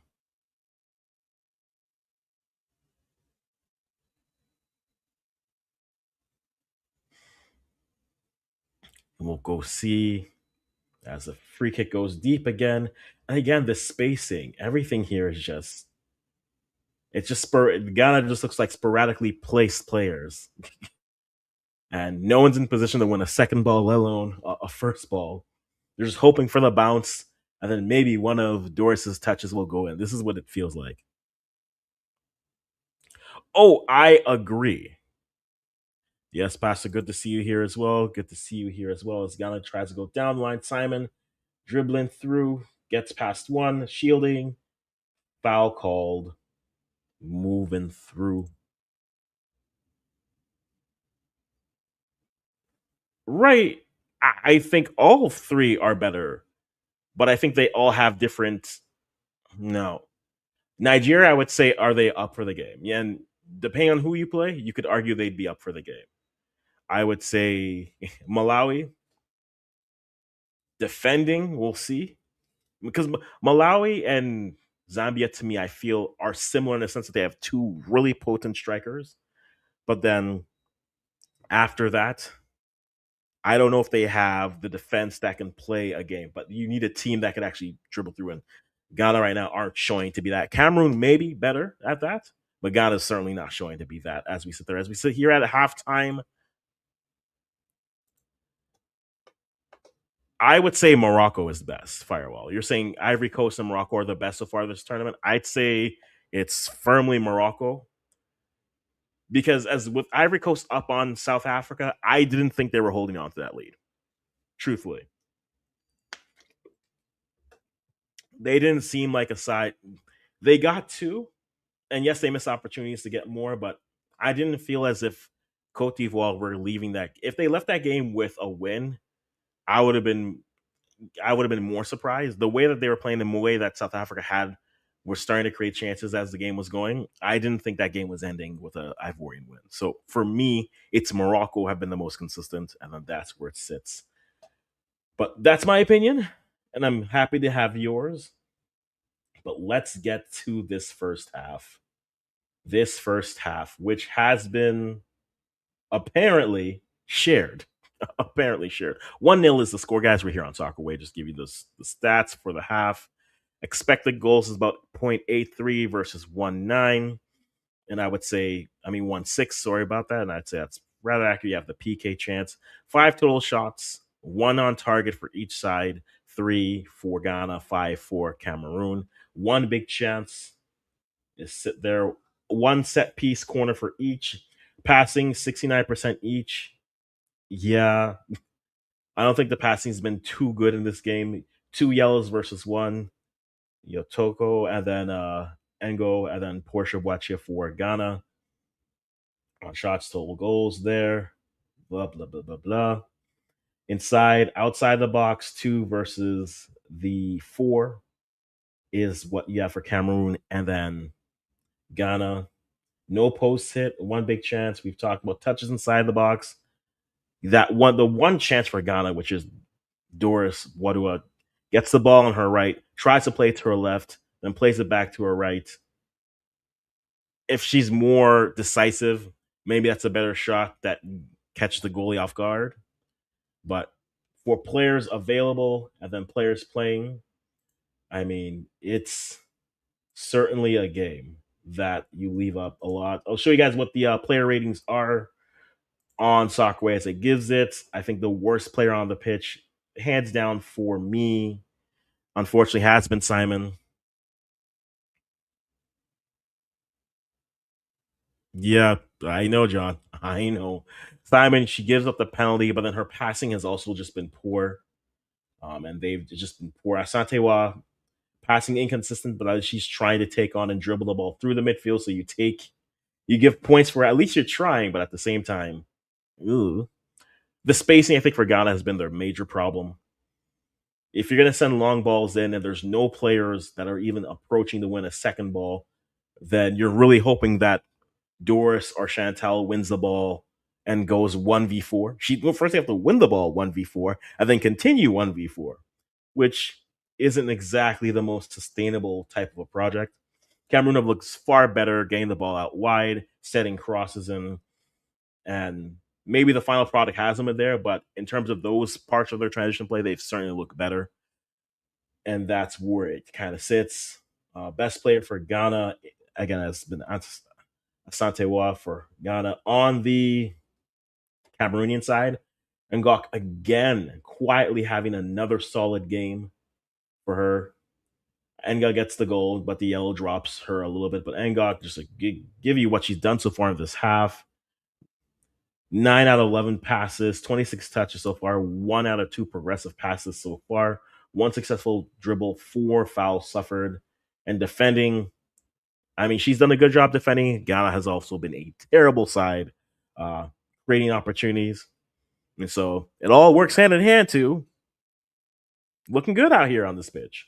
But won 11 out of 12 duels, 2 out of 2 aerial duels, ground duels 9 out of 10, 4 out of 4 tackles, one interception, 3 clearances, 2 recoveries, 1 foul committed, 1 outfield blocker, and we go from there. And so for that first half, I mean, right now in the first 2 games has been solidly their best player. Doesn't have the goals, but Ngok, I feel, has been the most consistent player for Cameroon in this half so far. But guys, let me know. I know we got comments on the half. How are you feeling? What would you like to see change one way or the other? As we're ready here, Ghana Firewall 8848 says Ghana coach must make some substitutions and maybe switch playing the long balls. Well, yeah. If you're gonna play long balls, have more players there, or play diagonals to try to catch a player coming free. I know, John Patrick. I agree. All right. John Patrick saying again, Ghana has 1 shot on target, and that is literally their only attempt at goal so far. They don't even have any shots off target. Yep. It's 1 shot and then nothing else for you. And even I'm looking at the replay of it there. They left. Like, if she just goes directly, maybe she catches the goalie without them setting themselves up, but that's where it sits. All right. Firewall says again, Ghana need a striker like Zambia and the Malawian girls. Yeah, everyone does. You can't just, they don't grow on trees. But I think that's, if you're going to be critical, that's the one thing with Doris. Doris is always going to be one for, she's either going to score on 4 chances and score 4 goals, or she'll have 4 chances and they'll all go awry. She's feast or famine as a striker. And it takes, again, Funes Mori is the comparison because that's what it feels like. But in this game, it's not even that. It just feels like we're just missing out on everything because we've just been poor. And to that point, John Patrick, it's hard to figure out if we're watching a stout defensive battle or just inept offense from both teams. I'd say it's probably closer to the inept offense on both sides. On the one side, I'd say Cameroon have looked better in transition. Ghana have kind of got the ball into good spots, but they can't figure out what to do with it. They're that side that once they get the ball into a spot, they want to stop everything, set themselves up for a dribble, but it looks like you're moving in molasses, but not moving with direction or conviction. This is the Ghana side that just needs someone who can be direct. Right? If you have the pace, be direct. And when Cameroon have the ball, that's what they have been doing. They've been getting the ball out wide, and then they've just been a little bit more direct. Again, final third hasn't been there. But the other issue with Ghana in this half is their spacing is just terrible. Cameroon are winning every second ball because it feels as if the midfielders are at the middle line, the forwards are at the opposing penalty box, and the defenders are at the defending penalty box. That spacing is so terrible that even if you try to go long, if you try to go long, the second ball is going to be won by the Cameroonians because they have players in position.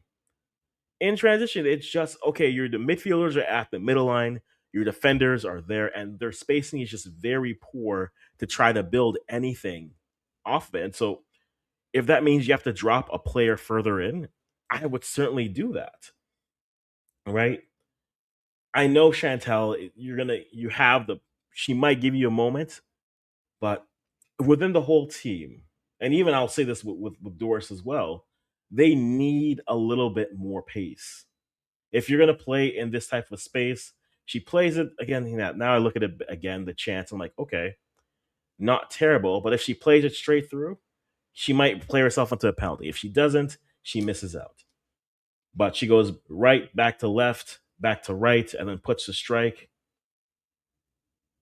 For your only chance, that's not terrible, but we haven't seen any type of buildup like that. We haven't seen any more passing plays, and that's just when they play the ball, it's trying to go diagonal to hit Doris immediately, and that's not always there. And so they need more in the midfield for me. And this is where specifically, look, Evelyn Badu is on the bench. I would put her in Chantal Boy Horkla's spot, at least a little bit more pace, and at least she can drop in. And if that means she starts to drift out wide. Asante has been playing. Asante has been playing well in the midfield, well enough. But if she's able to dribble through and then drive the ball forward, you at least give yourself the opportunity for some interesting play. So that's what I would change. I would take Chantal off, bring on Evelyn Badu. Zachariah's there. You still have Princess Mafo, who's an option. You can use her as options as well to move the ball through. Kusia, I think, again, has been slow on her decision making, moving the ball, but that could be good. Simon, if you're gonna play a back three proper, put a third center back there, and then push Bonsuba like it looked like it was set up. I'm not Bonsuba, sorry. I'm thinking Christopher. I'm thinking of the men. Push Josephine Bonsu further up the pitch, who hasn't had the best game, but get her the ball. A 3-4-3 or a 3-4-2-1 for Ghana couldn't hurt. Or if you want to go 5-2 again, I'd switch out the Chantal Boy Horkla and then put an Evelyn Bouladou into the middle and then move the ball from there. That's what I would do. As for Cameroon, look, if Ghana's gonna play that spaced, you just work on your final third decision making. Right? Eto has found room out wide and out front. And Ngok gets the goal. Ngok, the midfield, they've been winning every ball there. So if Ghana wants to continue just to go straight long ball, they're not going to win a second because their spacing is terrible. So really keeping it as it is what I would do if I was Cameroon. Just making some better choices on the on final third decision making. And plus, because the spacing is there, take in a few steps before low long shots could be options for you, because I think the one that was missed where she tries to beat her far side low, it's definitely an option for them. But as it stands, 1-0. Ghana haven't played particularly well. Cameroon, I would argue, haven't played well, but I think they've looked the better of the Ghana Cameroon side. And so I think if you're Ghana, get Evelyn Badu into the game, get Princess into the game. If you're Cameroon, the midfield is yours. So dribble into it, get some spacing that has been given to you, and then from there, see what you can create. There's opportunities there for you to go through. But 1-0 is where it stands. I didn't mention I want to go through the groups because the groups do impact how these results come through.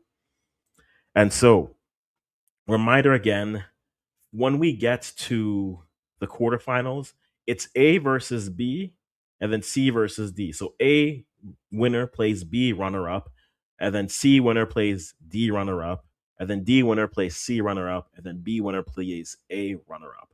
And so, if things were to end today, Morocco will be playing Tanzania, which, let's be real, that's great for them.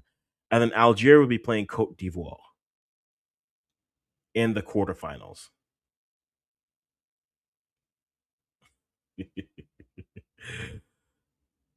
And then in Group C, if things were to end today with C and then D, you'd have Malawi versus Ghana as it stands. And then you'd have Zambia versus Cameroon if things were to end as they were. So positioning matters, but then who you're playing would matter as well.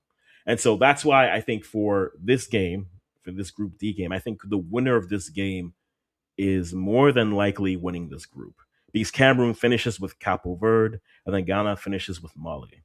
I do think, and I'm saying this now, I think Capo Verde defeat Mali because that's who they played for their qualification spot, and they beat them 4-2 over aggregate. So I think Capo Verde defeats Mali, and so you're gonna have Capo Verde will be in third or possibly second if Ghana continues to lose and then finish this game as it sits there.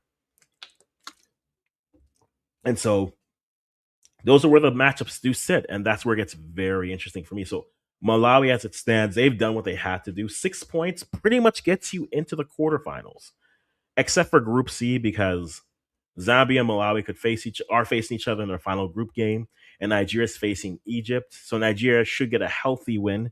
They should get a healthy win, and then really it all comes down to Group C, and there's a real possibility that either Malawi goes through with 7 or 9 points, Zambia goes through with 6 points, or with a Nigeria draw or a loss. And then Nigeria goes through with a win and then and a Zambia loss for certain. Because I believe head to head still comes into play. So Nigeria can't pass Malawi based off of that. Yeah, because that was the thing. Because it's head to head is the first one. So yeah, Nigeria should be second, even though they don't have the goal difference. Nigeria should be second. And so then you'll have a weird 3 teams stay up there where if they all end up with 6, Malawi would technically be behind would be behind Zambia, but then ahead of Nigeria. Because head to head is what plays for it there. So that's what's at stake here as we sit here. And again, guys, if you haven't already, touch up the like button as we go. Also fun. If you haven't already subscribed, I think we're at 14.9 subscribers. And so if you haven't already, please make sure to do that. We'd love to hit 2,000 by the end of AFCON. We're at 1410, so thank you guys. Appreciate that. With that, again, we do primarily Canadian African content here, so we will be here doing our best to cover. And if we aren't doing a live, every day at around 3 o'clock,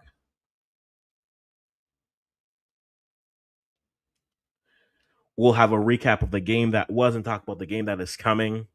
And starting tomorrow, we're going to have dual matches happening. And so we will certainly this will certainly be where a lot is happening, and we'll keep you up to date on what's happening with the games as they go through. But let's see what we can go through. I see a few comments here. Pasha saying Ghana 3, Zambia 1. Well, they're not playing, but a Zambia game will have more goals. A Zambia game will always have more goals. All right. If Cameroon leads by 2-0, I don't think Ghana can survive. Yep. So that means the great Ghana ain't winning this game.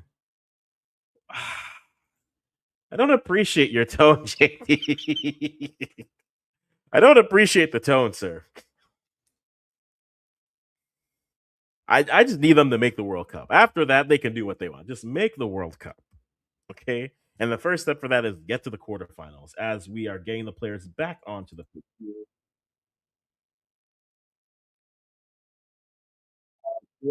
Right to the goal to start off the first half.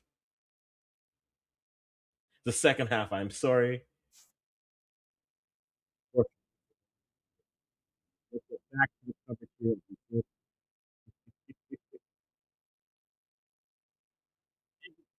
JD, you don't ask. You don't simply ask questions, sir. Okay? One simply doesn't. And I know because I know it's you.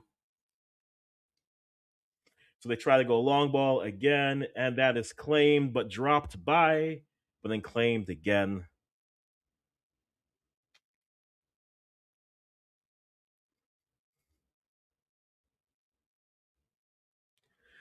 But you can.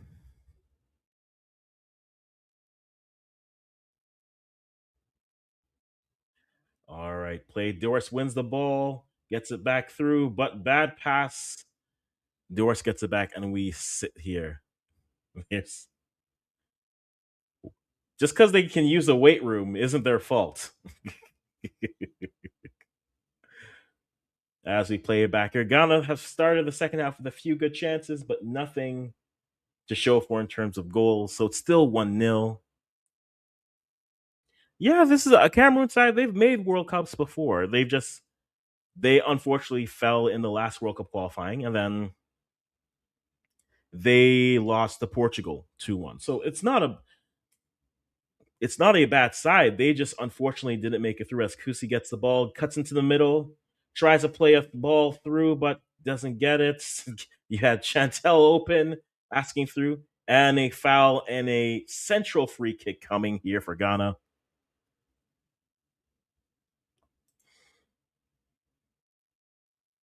So Asasewa tries to turn, but is fouled, and now Ghana have a direct a middle. It's the physicality certainly, and someone did say that earlier. The physicality is getting to them, but this is where okay. So Evelyn Badu is on the pitch. So my one sub came in, but did they bring it in for the player that I need them to come in for? Oh, oh, and saved by the goalkeeper on the direct shot. Action's coming in. And Chantel just lets the ball run, can't get to the end of it, and we sit there as Portia Boacha tries to go long. It was drifting away, but she tries to go through. But now Ghana playing more on the front foot now. They're attacking with a little bit more purpose for certain, trying to step in, trying to have a little bit more energy. And a draw puts them back to the top of the group because they would have the goal difference. But so far, still down by one. A goal certainly is possible. We'll have to wait and see if they're able to get it going. But another bad pass goes awry, dribbles out, goal kick coming for Cameroon.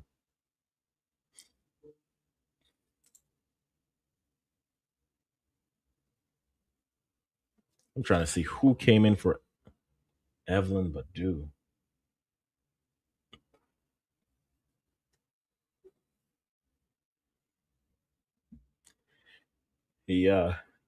All right, so a deep throw coming in, and now and Cameroon are definitely trying to play for this game immediately as she crawls back onto the goes.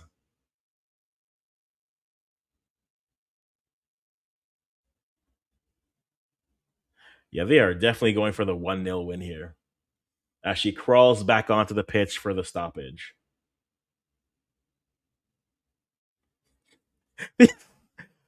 Just play the game. You were the better side. You don't need this gamesmanship. Like, just play the game.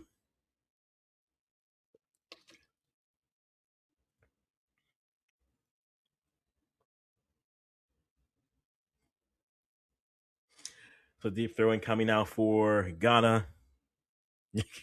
Agreed. As Joe Bonsu puts it out.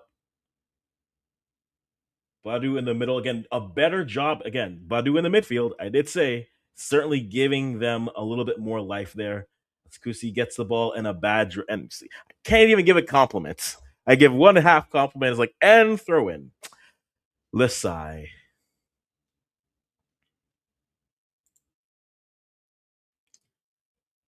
And so throwing coming in for the Cameroonians who are taking their time. They definitely want this. They'll take this 1-0 win and not be mad at it. And Ngo tries to go underneath, and so free kick coming for Ghana. Still 1-0 is the score.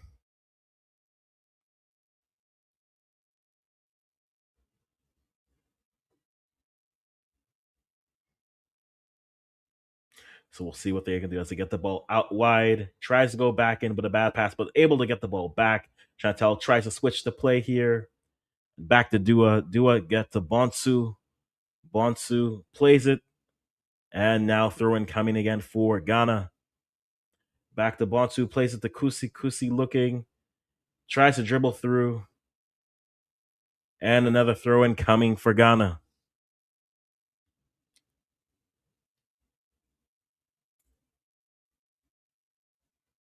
Kusi tries to beat their player wide, but can't. Tries to get it out. And deep throw in coming in for Cameroon. Deep oh no, apologies. A throw in for Ghana. Ghana just slowly progressing the ball out, and another throw in. They're just slowly inching their way through. If Cameroon are just going to play like this, you don't deserve to win. And it's not just my team. Just play the game. You were the better side.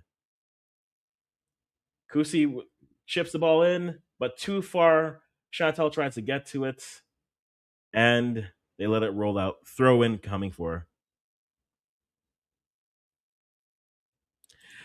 She was always on, John. She was always there. She was invisible, but she was always there.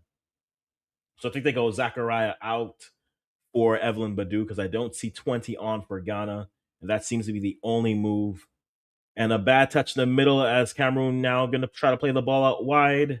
They get it out wide to Mandua. Mandua now with the ball dribbling forward, getting ready to take on, gets past two, but then cleared. And Doris tries to get back to it, but can't get to it. But a good clearance gets all the way back to the box. Shot blocked by Simon. A good start to the half for her. She needs some positive things going for her. Hey, we're doing our best. We're out here.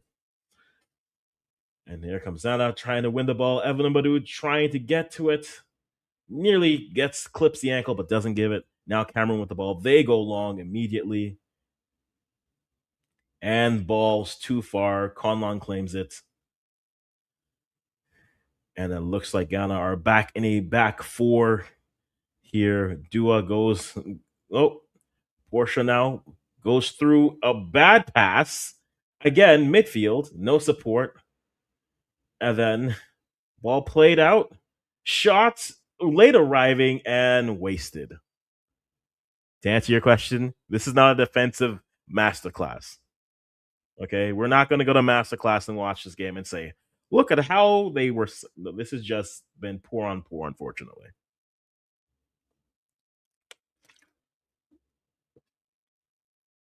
As Toko had a late arriving chance, but nothing to show for it, unfortunately. And there you have Kusi sitting. And Evelyn Badu in the middle, certainly going to help them get a little bit more Velcro in the midfield, but Cameroon are certainly playing for the 1-0 win.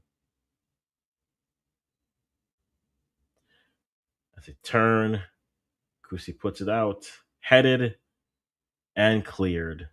Cameroon are just playing to everything is as if there's 10 minutes left in this game.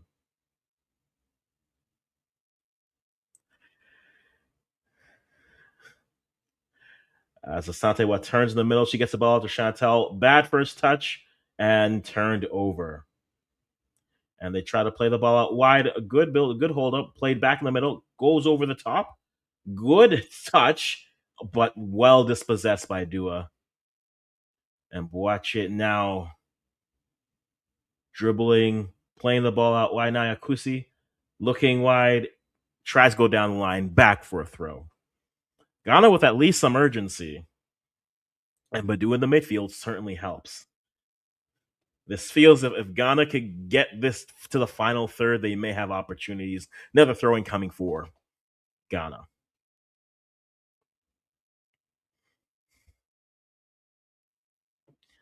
All right, Bonchu puts it up. Kusi gets one off the ball. Good physicality. Ball goes out, and another throw-in coming for Ghana. Ghana certainly playing with more urgency, which I would have loved that in the first half, but beggars cannot be choosers.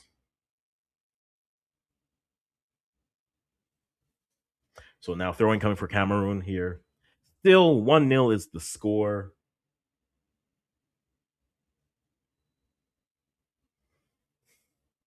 And another throwing coming for Cameroon here.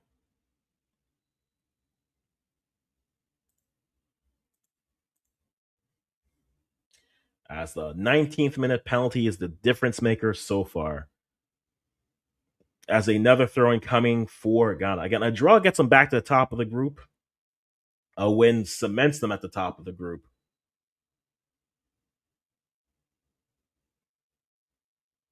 Badu tries to play the ball inside, and the ball goes out. Cameroon are certainly playing the trying to play the dark arts here, and Ghana have played with a little bit more urgency, which is good. Good on the ball by Evelyn Badu, but pushed off. Good physicality by the Cameroonians. And still now a throw in coming for Cameroon. This is about to turn into like a Northern Super League point. Change the camera angle then so we can actually feel and see who's in the stadium. Because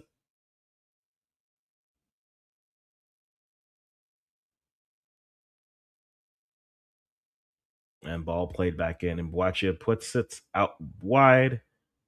Dua down to Bonsu. Go back. And now they go down the line. Kusi now bad first touch, can't do anything with it. And they switch the play. Simon getting out there for Ghana. And played back out. Played wide, but too far wide.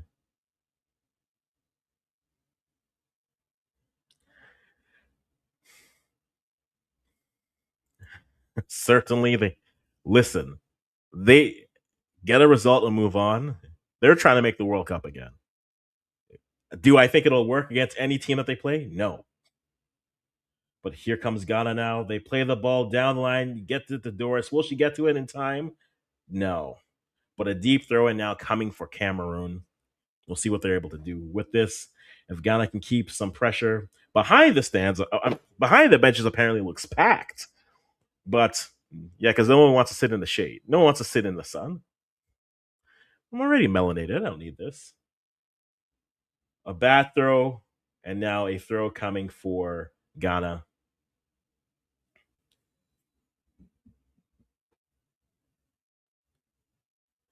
He's probably not going to. So I've just accepted that it's either going to be Doris with no legs trying to score a goal or someone else. Simon now dribbling down the left hand side. Chantel gets the ball, but a foul given. Asante gets the restart going. Ball played, but the ref says too early on the restart.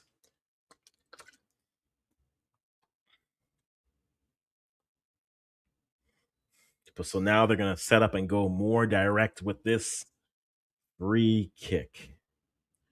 Boachu on it. She goes up, chips it high. Doris. And out four corners where we're headed. Out four corners. So maybe on this set piece, they have an opportunity. Much better start for Ghana in the second half. Maybe they can find a goal.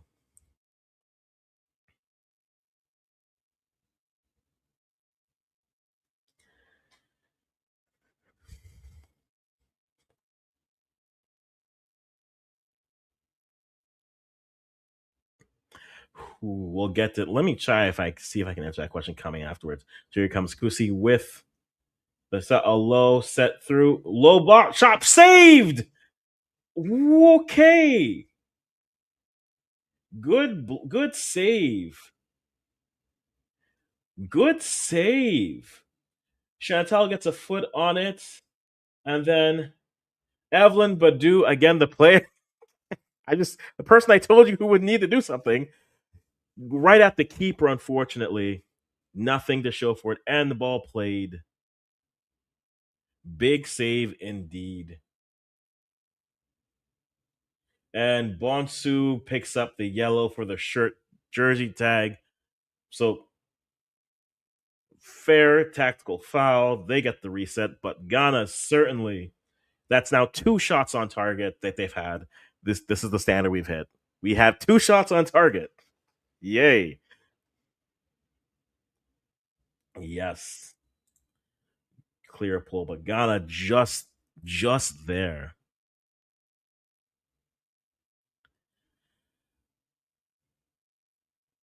Certainly.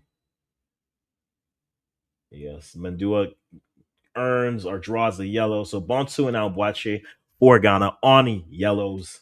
And then for Cameroon, Enga and then Toko both on yellows. They're going to try to go direct here. They go direct. The long ball floats in, headed back, chipped over. Doris tries to get to it, can't quite get to it. And then a headed, and now another yellow. And now Mbelek now gets a yellow as well. So look, have this ref call the finals, okay? Because Egypt's not making the finals, so she'll be impartial, okay? Evelyn Badu gets knocked, and that's where the foul is given. But agreed, it was right at her. She got to control enough to get it away from the net. Agreed.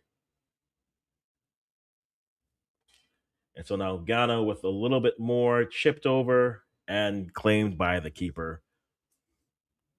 A good start to the half for Ghana, but they need a goal to show for it as the goalie goes deep.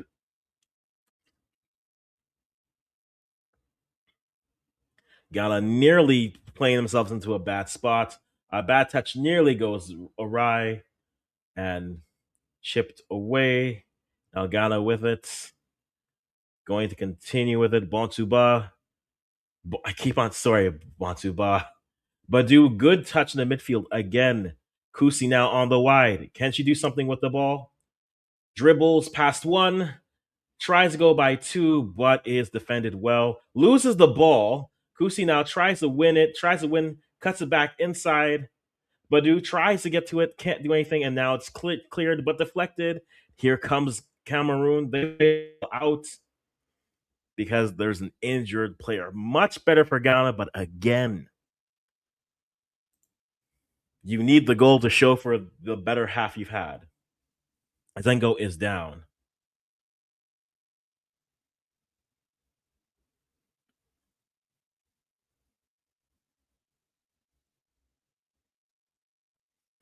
Yeah, but and that's I agree. This is another one of just two ladies jumping to get the ball, incidental contact, yet one of them gets a card.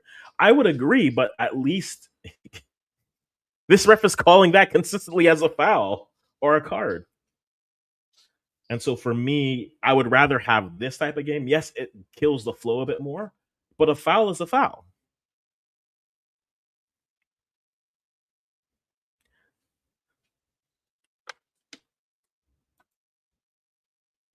So players getting some hydration in as we sit here.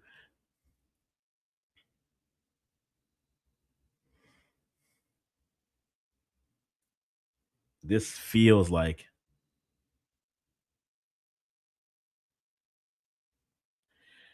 but I don't. I think if it's two players going for it, I think you're looking at where the elbow is there. But for me, in this game, I'm not like in this game. That's a foul.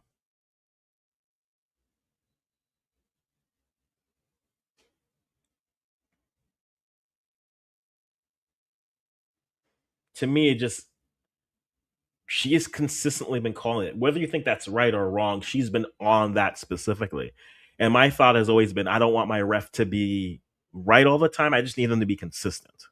And so, based off of that, she's calling that. Now, would that one be a yellow in a gate? And in a game that's not this game, no, that's not a yellow. In this game, it's a yellow, apparently. As the long ball goes awry, we have a throwing coming in for Ghana. The Black Queens certainly have looked better this half.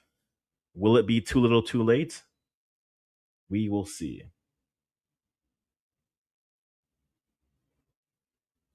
They try to go long ball, but 1v4 again.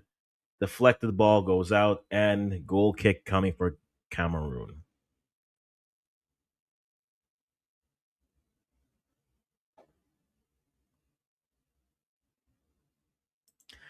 Agreed. No, agree with you there. But that's where I'm saying in this game that's a foul. Out in a normal game it's not, so we'll see. And normal is the optimum word. And one back by Ghana. This is much better from Ghana. And Badu in the middle has certainly helped. As you have now Ghana playing Bonsu. Tries to get a through ball in between, but can't quite get it. And Kusi tries to win the ball, and it goes out, and it's a throw in for Ghana, but a substitution coming in.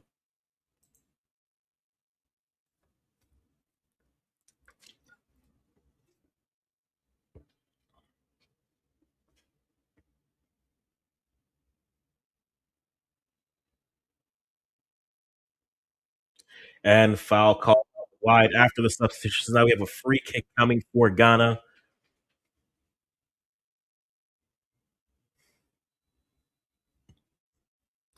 Watch it on the ball. Looks like they're going to go 3-man wall. Manga leaving the game.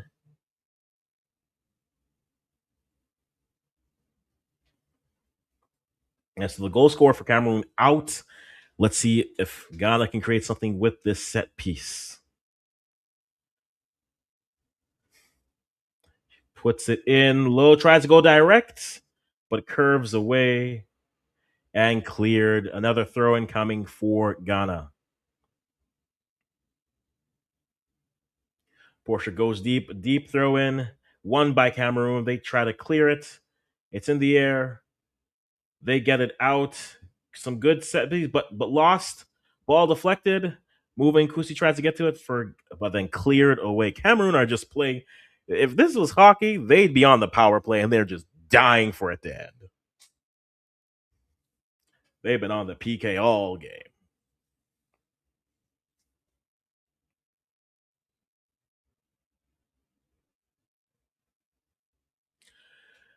As we go to the hydration break here, a much better second half for Ghana. It's been very much Ghana in this second half. The urgency has been there. If only it was there in the first half.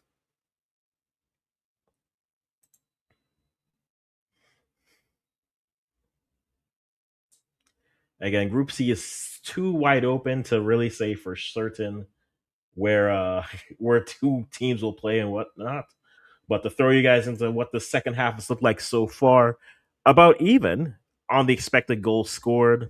Ball possession has been about 60-40, 7 total shots, 3 on target for Ghana. Cameroon have 6 total shots, 1 on target. That's the game. But let me go to the second half here for you there. So second half stats again: 4 total shots to 1. That made more sense. 2 on target. So that was Doris Bodua in the first minute of the second half, and then Evelyn Badu 1v1 with the keeper, but couldn't put it through. And so that's where it sits. 1 corner kick, 1 big chance for sure. Passes, Ghana have been surely better. And we'll go for certain expected goals in this first half. I mean, the second half, sorry, have been all Ghana. They've had the 2 better chances, most definitely. In the attacking, 6 touches in the opposing box as the cross goes in. Doris tries to win the first ball, but can't get to it. Asantewa gets it, dribbles past 1, puts it into space. Ball crossed in again. Tries to get to it. Strike. Ball struck, but then deflected. Chantal puts it in and over the bar. This has been much better for Ghana, but they need to play this in as a goal. All this good play this half needs to be rewarded with a goal. No more no more consolation prize. All right, Ghana's trying hard to push the cap up. This may be a case of just 2 teams whose skills are only able to meet a certain level right now. It could be. It could certainly be. Looks like we have a collision of heads here coming, and so official wisely stopping the match as Doris goes down, but is able to come up. So it looks like a knee-on-knee collision, so we wait here to see what comes through. Only long balls can work against this Cameroon side. Ghana should convert to 3 women forwards and start playing long balls. I would say what they're doing here is working. They just can't get it. As Kusi leaves the pitch, I'm assuming for Princess. Yes, so Princess in. So that adds some dynamism there. I don't know. That means you can have Princess on one wing and Chantal in the middle. And then you're going to have but on the wing, unless you put Chantel doesn't have the pace to be out wide. And then is that another substitution coming in for Ghana? Yes, it is.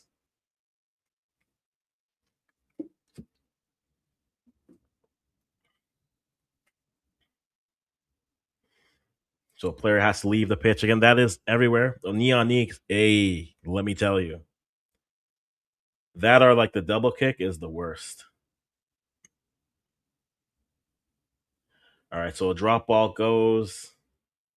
Badu assuming the role in the middle for Ghana.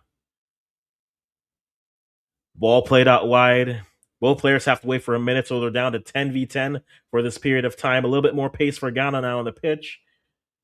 Looking for who to cross to, but no one there as we have Josephine Bonsu.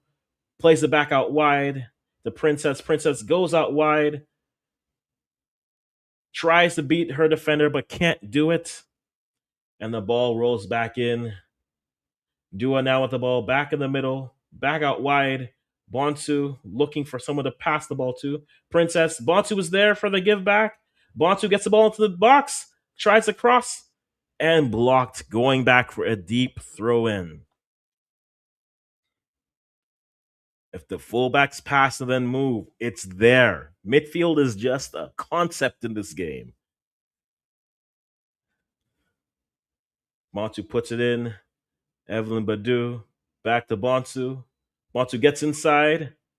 Chips and a bad cross, but got by Simon. Simon gets to on the other side. Simon tries to deflect it, but then a foul is called. And we sit now at 1-0 in heading into the 74th, the 75th minute.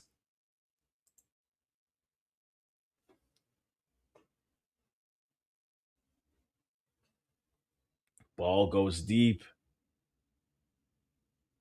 Good control there by Boache. Boache plays it out wide. The ball gets to Princess, who lets it roll under her, and the throwing coming for Cameroon, who are going to take their time and make sure they get the substitution in. As Cameroon now are going to be removing.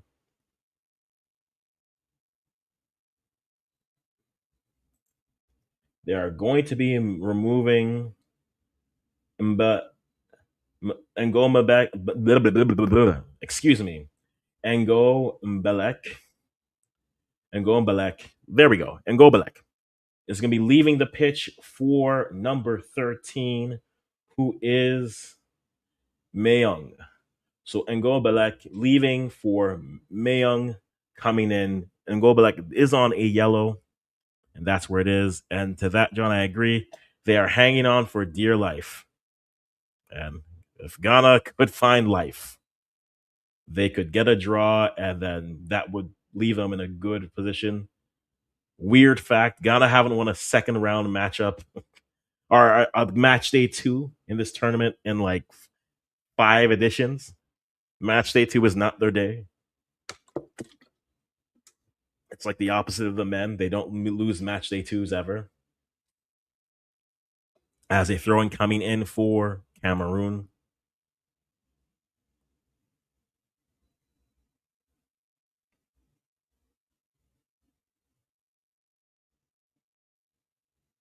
As a bad throw goes in, now a throw coming in for Ghana.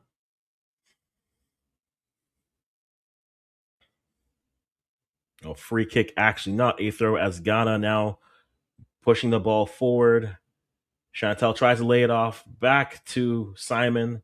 She goes deep, but easily dealt with, and another throw coming in for Ghana.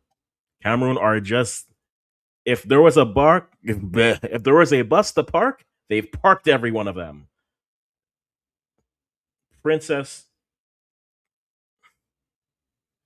loses the ball, but it goes as a throw in. Princess puts it back to Princess from Bonsu. Princess now just keeps everything, tries to go through one, gets through one. Do they give the foul called? No, they are giving a foul against. And so a free kick coming for Cameroon. Again, this standing still trying to beat a player 1v1. Just go.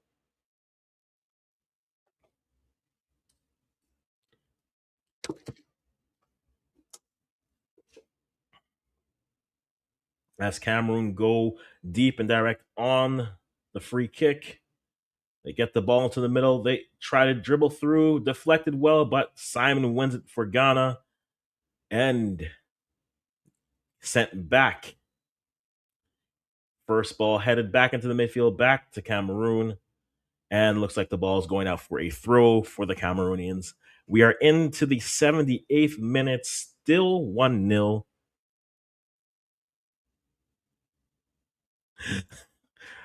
If we had PKs, if we had penalties here, everything. They'd have 2 simulation penalties and far more. As the throw in comes in, now here we go with Ghana getting the ball into the middle, headed over. Simon gets to it, loses it. Here comes, oh, badly played. Now here comes Simon with the ball. Simon dribbling the ball, gets the ball up wide, deflected. Doris could get to this if she could. Badly dealt with, and put in Evelyn Badu with the ball, and puts it in. I can breathe. Evelyn Badu, I never doubted you for a second. The player I said needed to come on. The Black Queens out of nothing.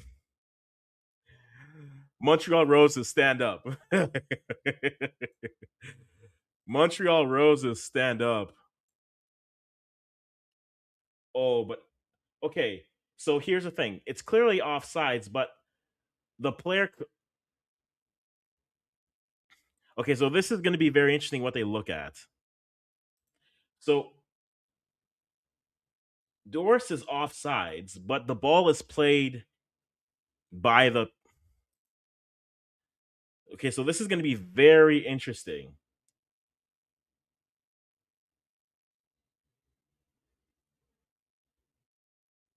Let's see what comes of this. This could be very close. Yeah, but they might be looking at an arm touch. So we'll see what comes of it. So right now, tentatively, Ghana have equalized, but we will see if they give it, because it could be on the offside. I don't think you can give it on that because it's played back by the player. But like the player deflects it in that sense. Now they may be looking here for maybe an inadvertent hand by Doris Wadua. And if she gets that, then that might be what calls this goal off, which may save Cameroon. But we'll wait and see. Knowing my luck, it's going to go against me because this year, nothing has gone my way. Except for Spain winning the World Cup. That went my way.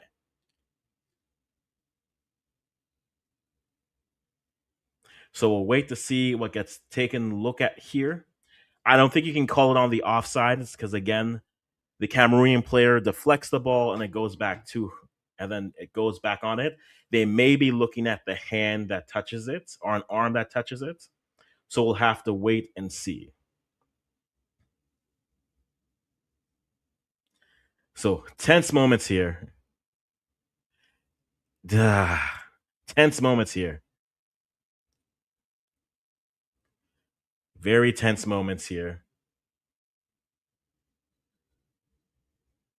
And they're calling it no goal.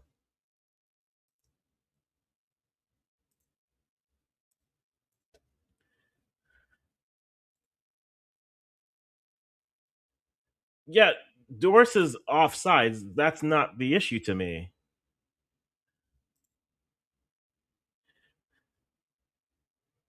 But it's a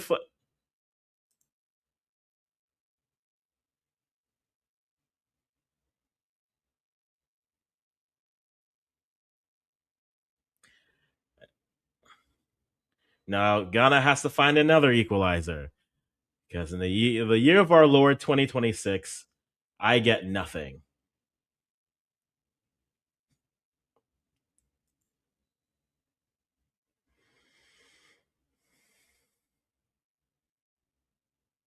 The ball is played. Bonsu chips it back, and now Ghana must.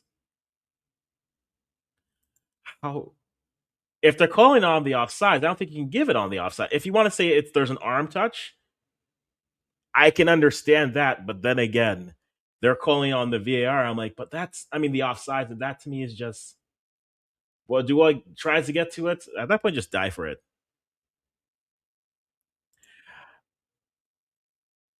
I I get nothing in this year. I get nothing.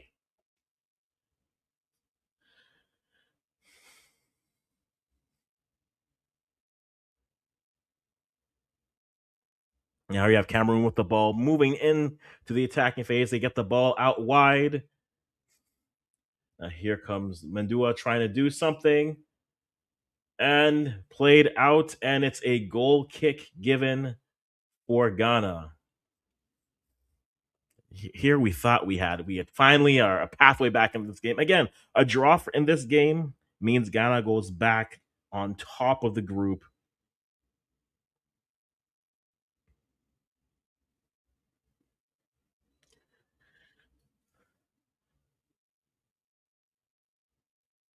And here with the ball played further deep, and we'll see what can come of this. So the goal has been disallowed. It's still 1-0.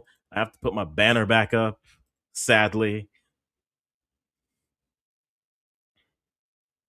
But a bad touch by Ghana, and now Cameroon with the ball, but Ghana gets it back with some pace, and the foul given. And now let's see if we can create something.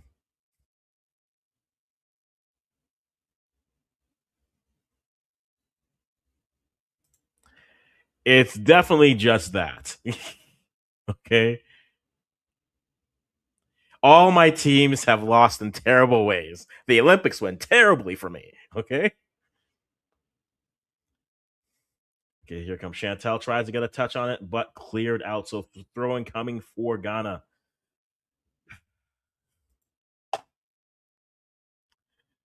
Come on. Simon tries to strike, and a free kick coming. It's like 21-12 fouls at this point.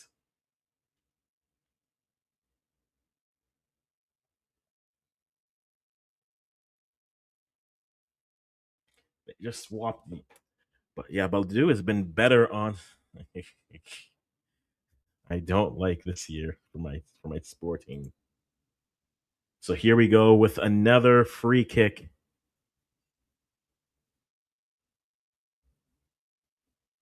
All right, so Asantewa on the ball. Let's see if we can do something.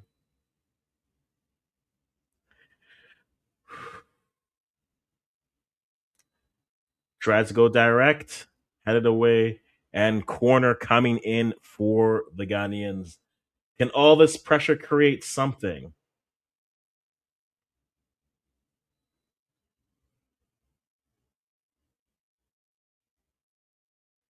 Looks like they're going with the Arsenal approach. All commotion by the net. So here comes the set piece, low driven ball in, but dealt with. And now Cameroon can break. Josephine Bonsu tries to get to it, can't get to it, throwing for Cameroon. And Ghana now must get back into formation and defend.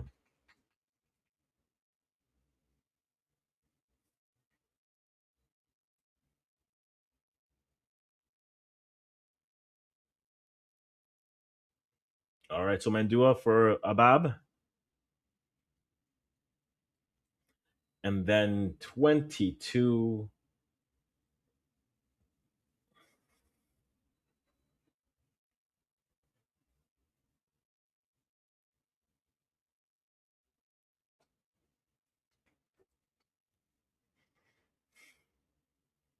Here comes Ongwene back on legendary Cameroonian name. If you've watched this team for years, you know that team well.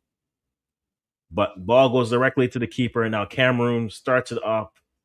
Ghana's gonna have to get some pressing here to push players up, but bad distribution and spacing, and now Cameroon are coming in on the right hand side. They chip the ball back into the middle. She's open for a shot if she can settle it, but too long to touch. and a bad touch. And now here comes Ghana. They get the ball out wide. And here comes a throw in coming for the Ghanaians. 3 minutes plus. Princess with two bad touches so far, and just unfortunately, nothing to show for it.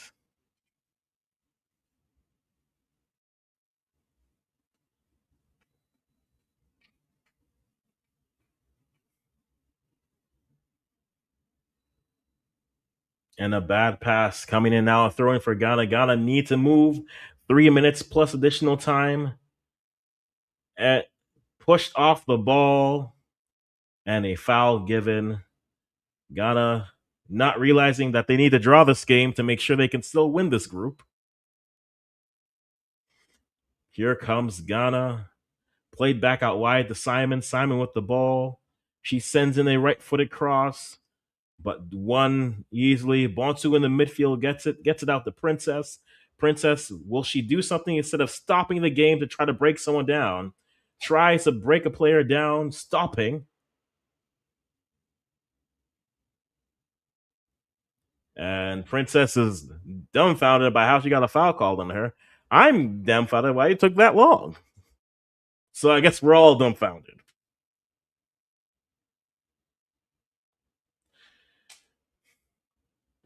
1-0 still is the score with one more substitution coming in for Ghana.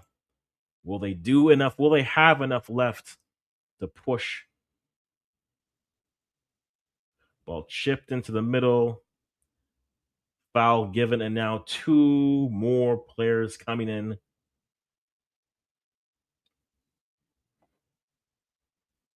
So Linda Owusu-Ansah coming in, number 21. And then Dela coming on. Kwajo, who, has existed, but hasn't been too bad. And then Chantal Boyle Horkola coming off. And I think that switch should have been made a little bit earlier.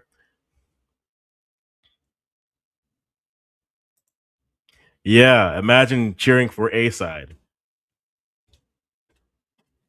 But who tries to strike anything but fully off target. And now we have about, I'd say, 5 minutes with now the slowest goal kick to ever take place.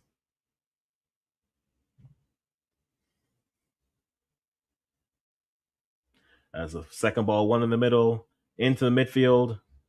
Foul given. Asantewa again clipped.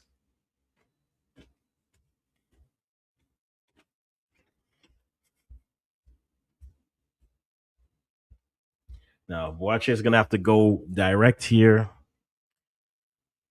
7 minutes of additional time. Boache tries to go low and direct, but then cleared by the Cameroonians. And again, not out, held off. Tries to win the ball, but then they try to go direct. Boache with the ball, puts it out. Josephine Bonsu tries to turns, puts it out. But, nearly a good sequence. But, when we've had like a good sequence of passing in this game, I don't know what I was expecting. So I'll just put my comments away here. Tries to beat him short. This game deserved to end short corner. Headed in, but Evelyn Badu. And a foul given. She tries to push her out of the way. And now, listen, the Cameroons have been milking these minutes the whole game. So I don't know why you're giving them the opportunity, Evelyn. Evelyn, I gave you positive words. Anyways, 7 minutes.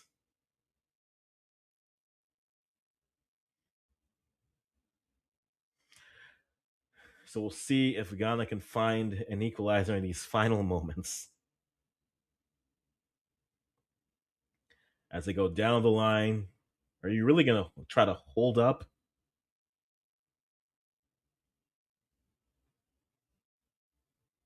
And Cameroon run the clock down. They've been doing this all game. What do you mean, commentator? They've been doing this all game. So here we go. Bonsu puts the ball in, goes back. Bonsu puts it low, but badly taken. Now another throw in. Time is not something they have, Black Queens. But Cameroon not giving them space.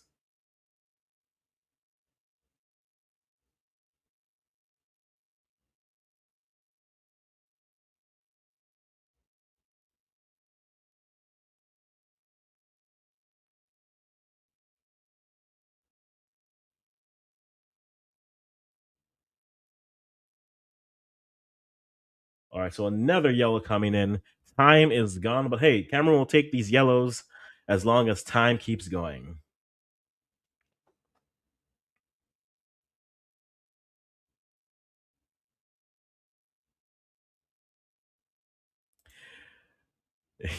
The short answer to this comment is yes, because it means you have a chance to make the World Cup. That's all they care about. A chance to make the World Cup. So here we go. Josephine Bonsu with the ball coming in.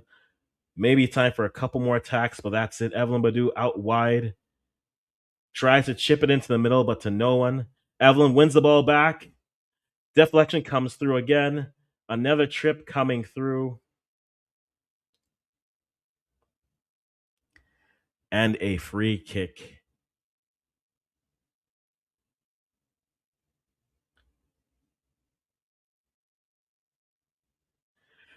Listen, I know you're in pain, but you need a goal here.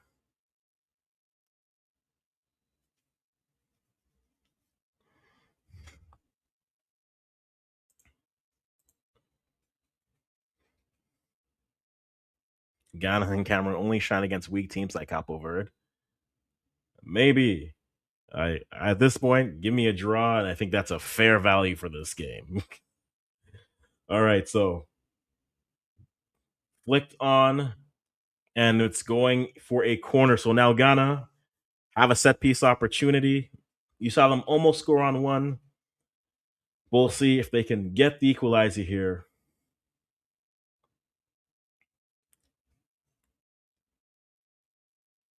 So here we go.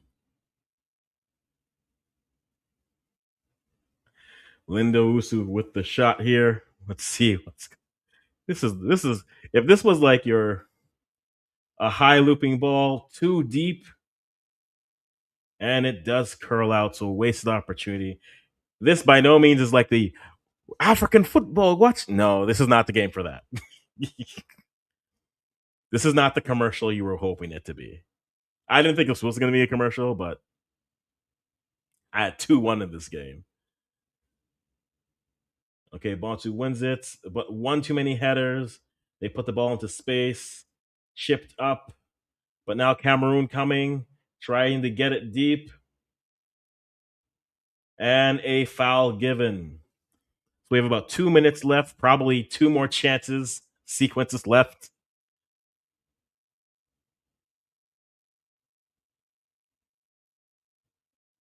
We'll see what they're able to do here. As Conlon passes the ball out to Dua, back to Boache. She goes direct, hoping to get a player coming on the. But a bad pass. Adubia tries to go past, and no foul given there. That's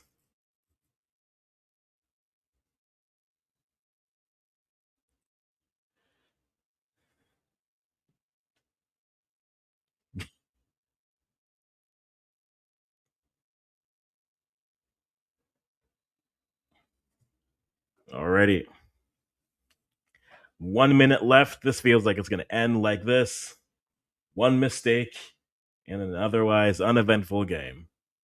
I mean, better. They try to go down the line,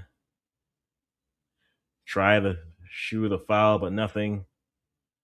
Bonsu dribbling through.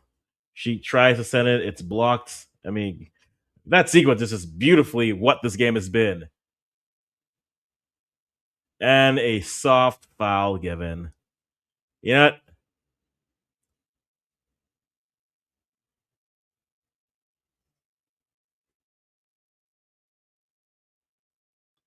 Tough day for Asante. Wow.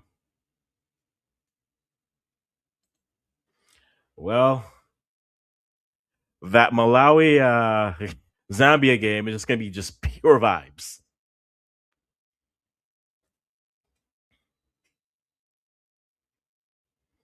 This is probably it. So at this point, assuming this stays and the wildest finish we've seen here, Cameroon go to the top of the group, and then Ghana need to defeat Mali to go through.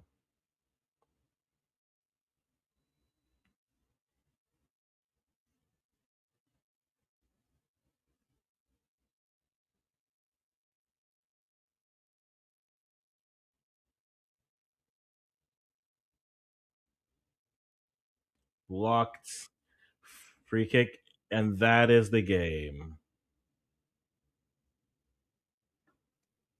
Congratulations. They Cameroon have basically 1 foot into the quarterfinals right now. Now, the only way that this group gets more interesting, almost,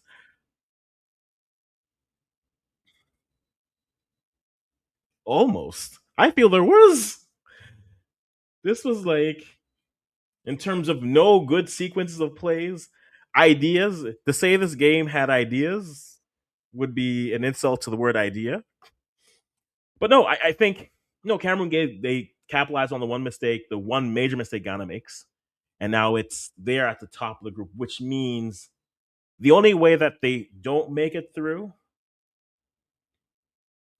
and this is where Ghana basically need Mali to this the this. Let me math this. Let me math this.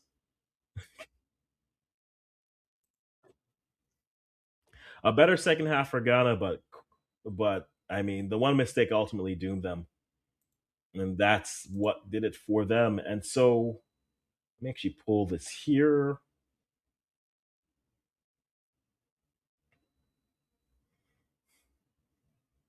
So as it stands now, Group D, Cameroon at the top of Group D, which for anyone who for Group C, that's not terrible. And so Ghana right now sitting in Group, it's right now sitting in second. If Mali and Cape Verde, I think Cape Verde are beating Mali because they beat them in qualifications, and so then that would mean possibly, hypothetically speaking, of course, you'd have Cape Verde facing Cameroon for possibly the top of the group, which yeah, that'll be a game. And then Ghana would face Mali for their final matchup to go through and give it a chance. But final stats of the game, let me give you guys everything here. Expected goal says this game should have been about a draw, which I mean, Ghana had two good chances that they went directly towards the keeper. And to me, it's just if you're going to try to find something for the Ghanaians, it's the intensity and the lack of the midfield. Right? They should have been more engaged, and they were so spaced out. But for the whole game, about 60-40 breakdown, 11 total shots, 3 on target versus the 1 for Cameroon. That was the PK. 4 corner kicks to 1. Passes, Ghana got better. Definitely in the second half, they showed that. But you can't overcome your mistakes. Yeah, I'll get to that in a minute. And then total shots 11 there. We showed that already. Outside the box, 7-6. No post hit. One big chance, 4 corners to 1. 13 touches in the box versus 4.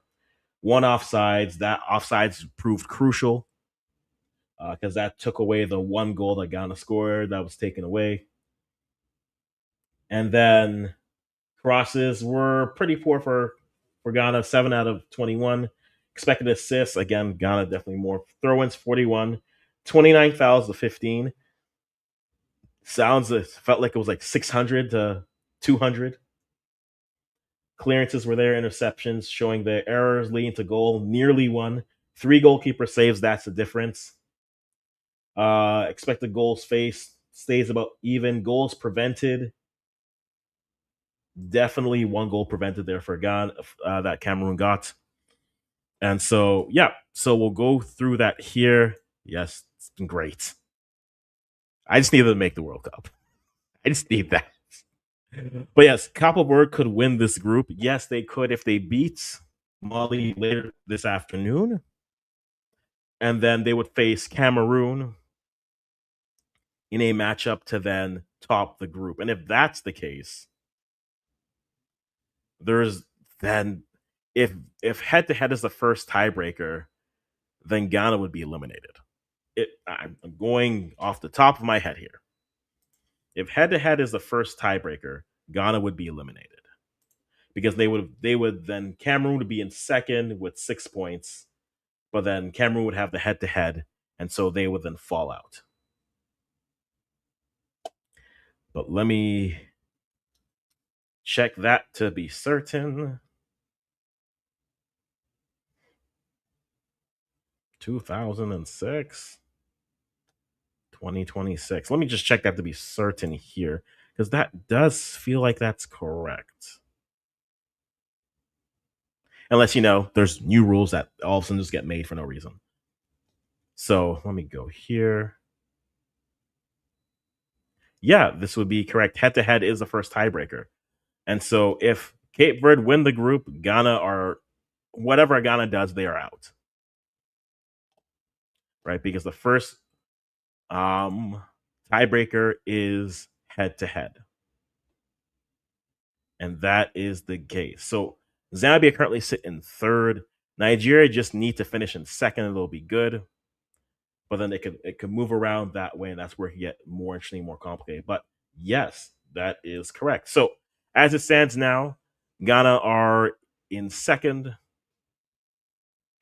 And the only way that Ghana don't make it is if, well, really, there's two ways. It's if there's a winner in the second game, and then that team wins their last two games. So basically, for Mali and Cape Verde, you have to win out for a chance to make the quarterfinals. Cameroon are pretty much all but set to go through. It just comes down to they're going to go in first or in second.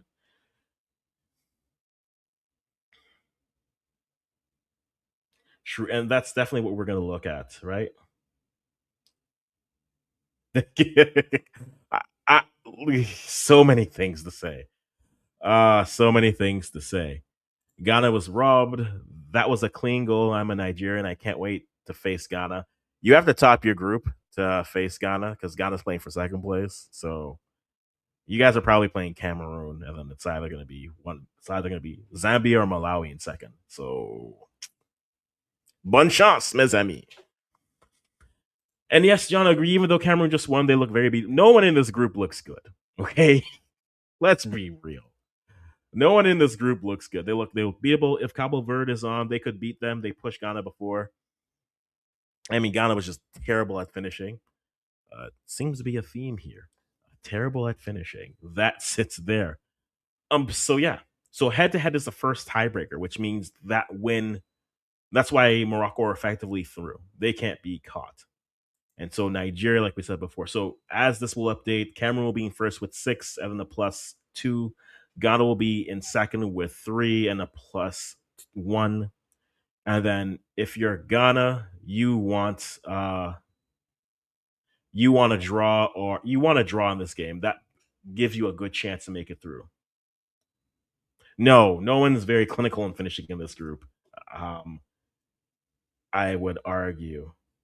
And so yeah, two of these teams in this group are gonna play in the quarterfinals for a chance to make the World Cup. I, for one, just want to see my country. I want to see my parents' country make it. Right? I want to see Ghana make it. I want to see it. That's what I want to see. It'd be great. And they haven't been there since like 03. So I had the unfortunate reality of having to watch Canada play Ghana at a World Cup, and it was just like, well, this is not going to be fun for one of my sides, so let's just take it in. So Cameroon go to the top of Group D. That's where they sit. Group C, again, final match day groups is Nigeria versus Egypt, which Nigeria should win. If they don't win, I have so many issues with Nigeria. There's no reason they should win that game. And then Malawi Zambia is basically to move on. And Malawi and Zambia are, to me, just are carbon copies of themselves. Two very elite strikers are wing forwards, and then the rest of the team is question. That game is going to end like 5-4 because it'll just be goals for everyone. Group B as it sits, all right, you have Burkina Faso on top of Tanzania because of the head-to-head tiebreaker. And as a result, the final match group is Burkina Faso versus South Africa, and then Tanzania versus Cote d'Ivoire. South Africa being Burkina Faso should get them through.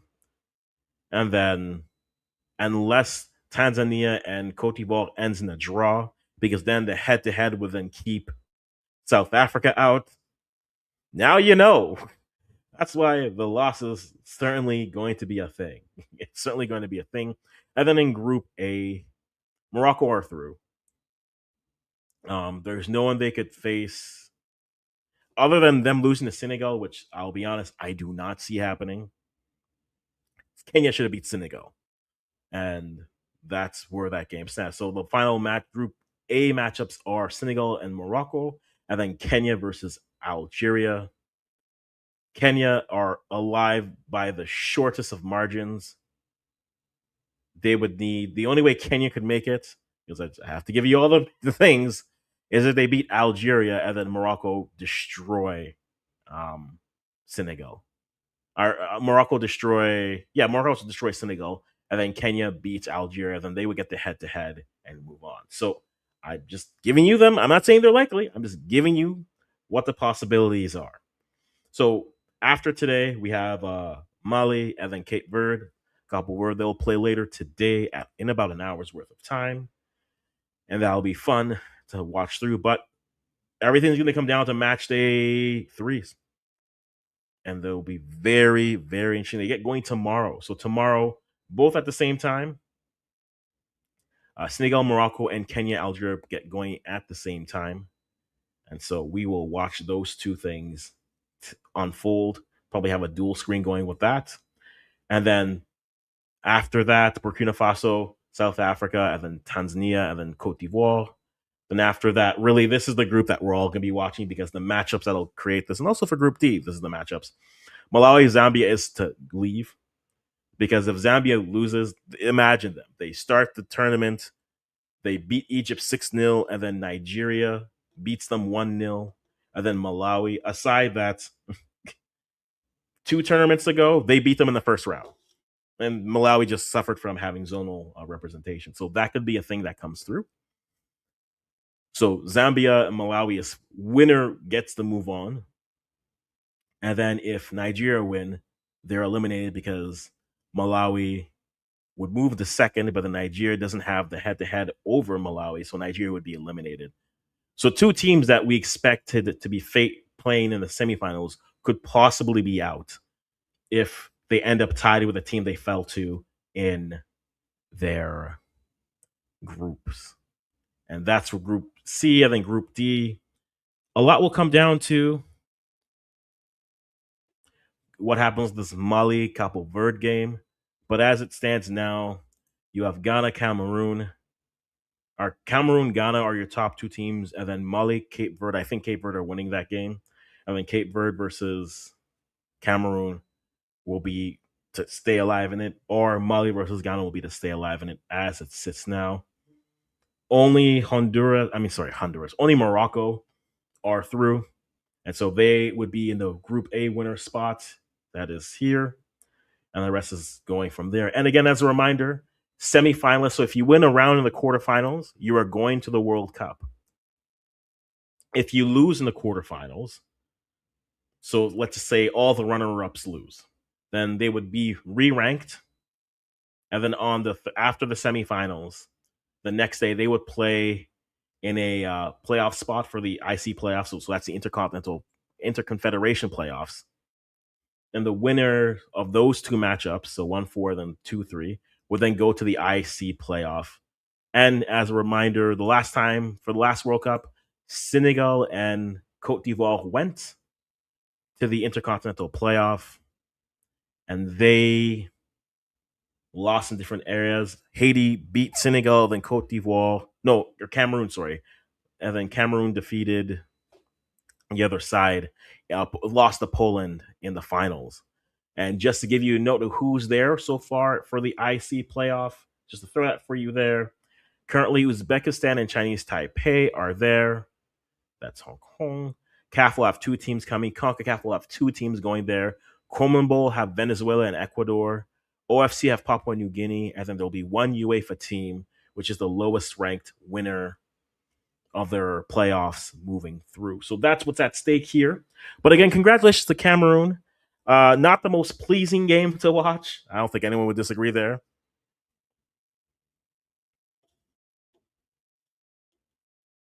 But now it just comes down to how the rest of the group breaks down. So that's what's so everyone who has been here, I appreciate you guys for being here. Do appreciate you guys spending the time with us. Not very clinical finishers in this group. Agreed. And then one last look at lineups and want to see who they had as their players of the game here, courtesy of Soccerway here. But players of the highest rated players was again Josephine Bonsu. I think well earned, but I would also argue Asantewa played very well. Evan as well. I know Evelyn Badu could have been higher if the goal was counted, but I thought that she definitely helped change a little bit more of the energy in the second half for the side. So I would definitely have Badu there because as a player who can move through. And Ngok again. This is our second highest rated game for Cameroon. And again, in a game that wasn't exactly was this a defensive master class? I wouldn't say so. But Ngok definitely did her part to make sure it was difficult for Ghana, even though Ghana were poor passing the ball throughout the game. Just give you some of what she did in this half. In progression, 14 out of 19 was there. Long passes weren't there. Progressive passes weren't there. Attacking wasn't there. But defending, that's where she gets all her marks. 17 out of 19 duels won. 3 out of 3 aerial duels. And then the others are 14 out of 6 ground duels. 7 out of 8 tackles were won. 2 fouls committed, 2 interceptions, 5 clearances, 2 recoveries, and 1 outfield block for her. And just to give you a look at good old Josephine Bonsu, defending, she was all right. Ground duels won 5 out of 8, and then aerial duels 4 out of 5. But just progressing, not as good as she was versus Cape Verde. Accurate passes, not her best game, 65%, which is a decent amount. Final third passing, 15 out of 23. And then progressive passes, 19 out of 27, so about 70% for those. And then on the playmaking, one good key pass, expected, nothing too much. Passes into the box, 50%, 2 out of 4. Final third passes, 60%. You'd like that to be a little bit better, but again, this Ghana side, passing was not their strength today. Some may argue it's never their strength, but it wasn't their strength today. But their spacing and everything was just disappointing. Not Ghana not out of it yet. Certainly, Cameroon have a foot into the quarterfinals, barring a collapse of proportions. And leave it off, John Patrick. It was a theatrical masterclass in how to draw in the referee. Hey, 27 fouls. The ref certainly got her cardio in with the whistle as well as moving up and down the pitch. So happy for it. So again, as it stands, Cameroon now lead their group with 6 points. It would take, I don't no, there's no, it's not possible for them to leave because they have the head-to-head over Ghana. So even if they lost to Cape Verde, if they lost to Capo Verde, they would still go through because they have the head-to-head if Ghana won their matchup and or if Mali won the matchup. So Cameroon are the second team through to the quarterfinals. Morocco are the first, and Cameroon are the second.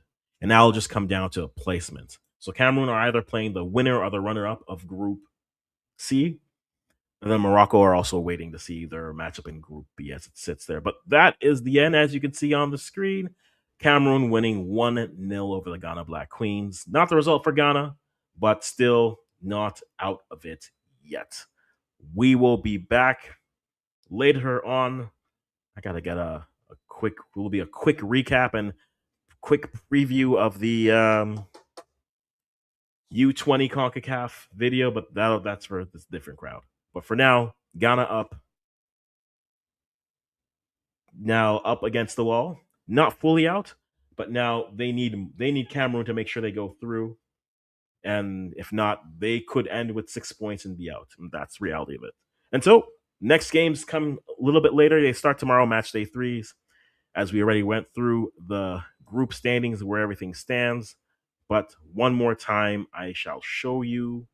And before we sign off here, in Group A, Morocco lead that group and are going through. They have wins over Algeria and Kenya.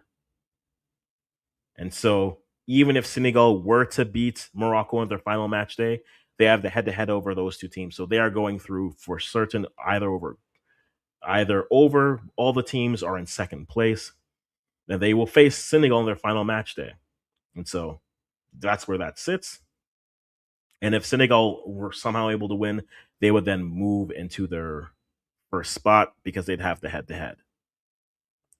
Then Group B, Cote d'Ivoire lead that group. Burkina Faso have the head-to-head over Tanzania, and then South Africa play Burkina Faso. So a win just by points alone would put them over to 4 points, and only a draw with Cote d'Ivoire and Tanzania would keep South Africa out because the head-to-head Tanzania have over South Africa. So that's your Tuesday matchups. Your Wednesday matchups are you already have in Group C. Malawi top that group, Nigeria, and then Zambia, then Egypt. You have Egypt playing Nigeria, and then Malawi playing Zambia in your final matchups. The Malawi-Zambia matchup is to go through. Nigeria more than likely will defeat Egypt, and they have the head-to-head over Zambia. And as a result, if Malawi are able to win, they go through. If they lose, and even Nigeria wins, Nigeria would be eliminated because Malawi have the head-to-head win over Nigeria, and that's where it sits. And then Group D will have more clarity after today, as we'll have Ghana, who fell to Cameroon. So Ghana is at 3 points, Cameroon are at 6 points, Mali and Cape Verde. If Mali wins, then a win versus Ghana puts them through to the round of quarterfinals. If Cape Verde win, then an additional win versus Cameroon will then place them over the top and they would go through. And that's where it currently sits, guys. Thanks a lot for being here for this watch along. It was fun for those who were there. Theatrical in other ways. We'll wrap it up here, guys. And again, if you haven't already, make sure you touch that like button, turn on subscriptions so you know when I'm on and notifications on. We do primarily Canadian African content, so we'll be here with more coverage of the Women's AFCON, as well as Canada and CONCACAF stuff happening later today. Well, that short video for that, but U20s and the likes. And we'll go from there. But until then, guys, thank you so much for being here. And as always, I'll just stop it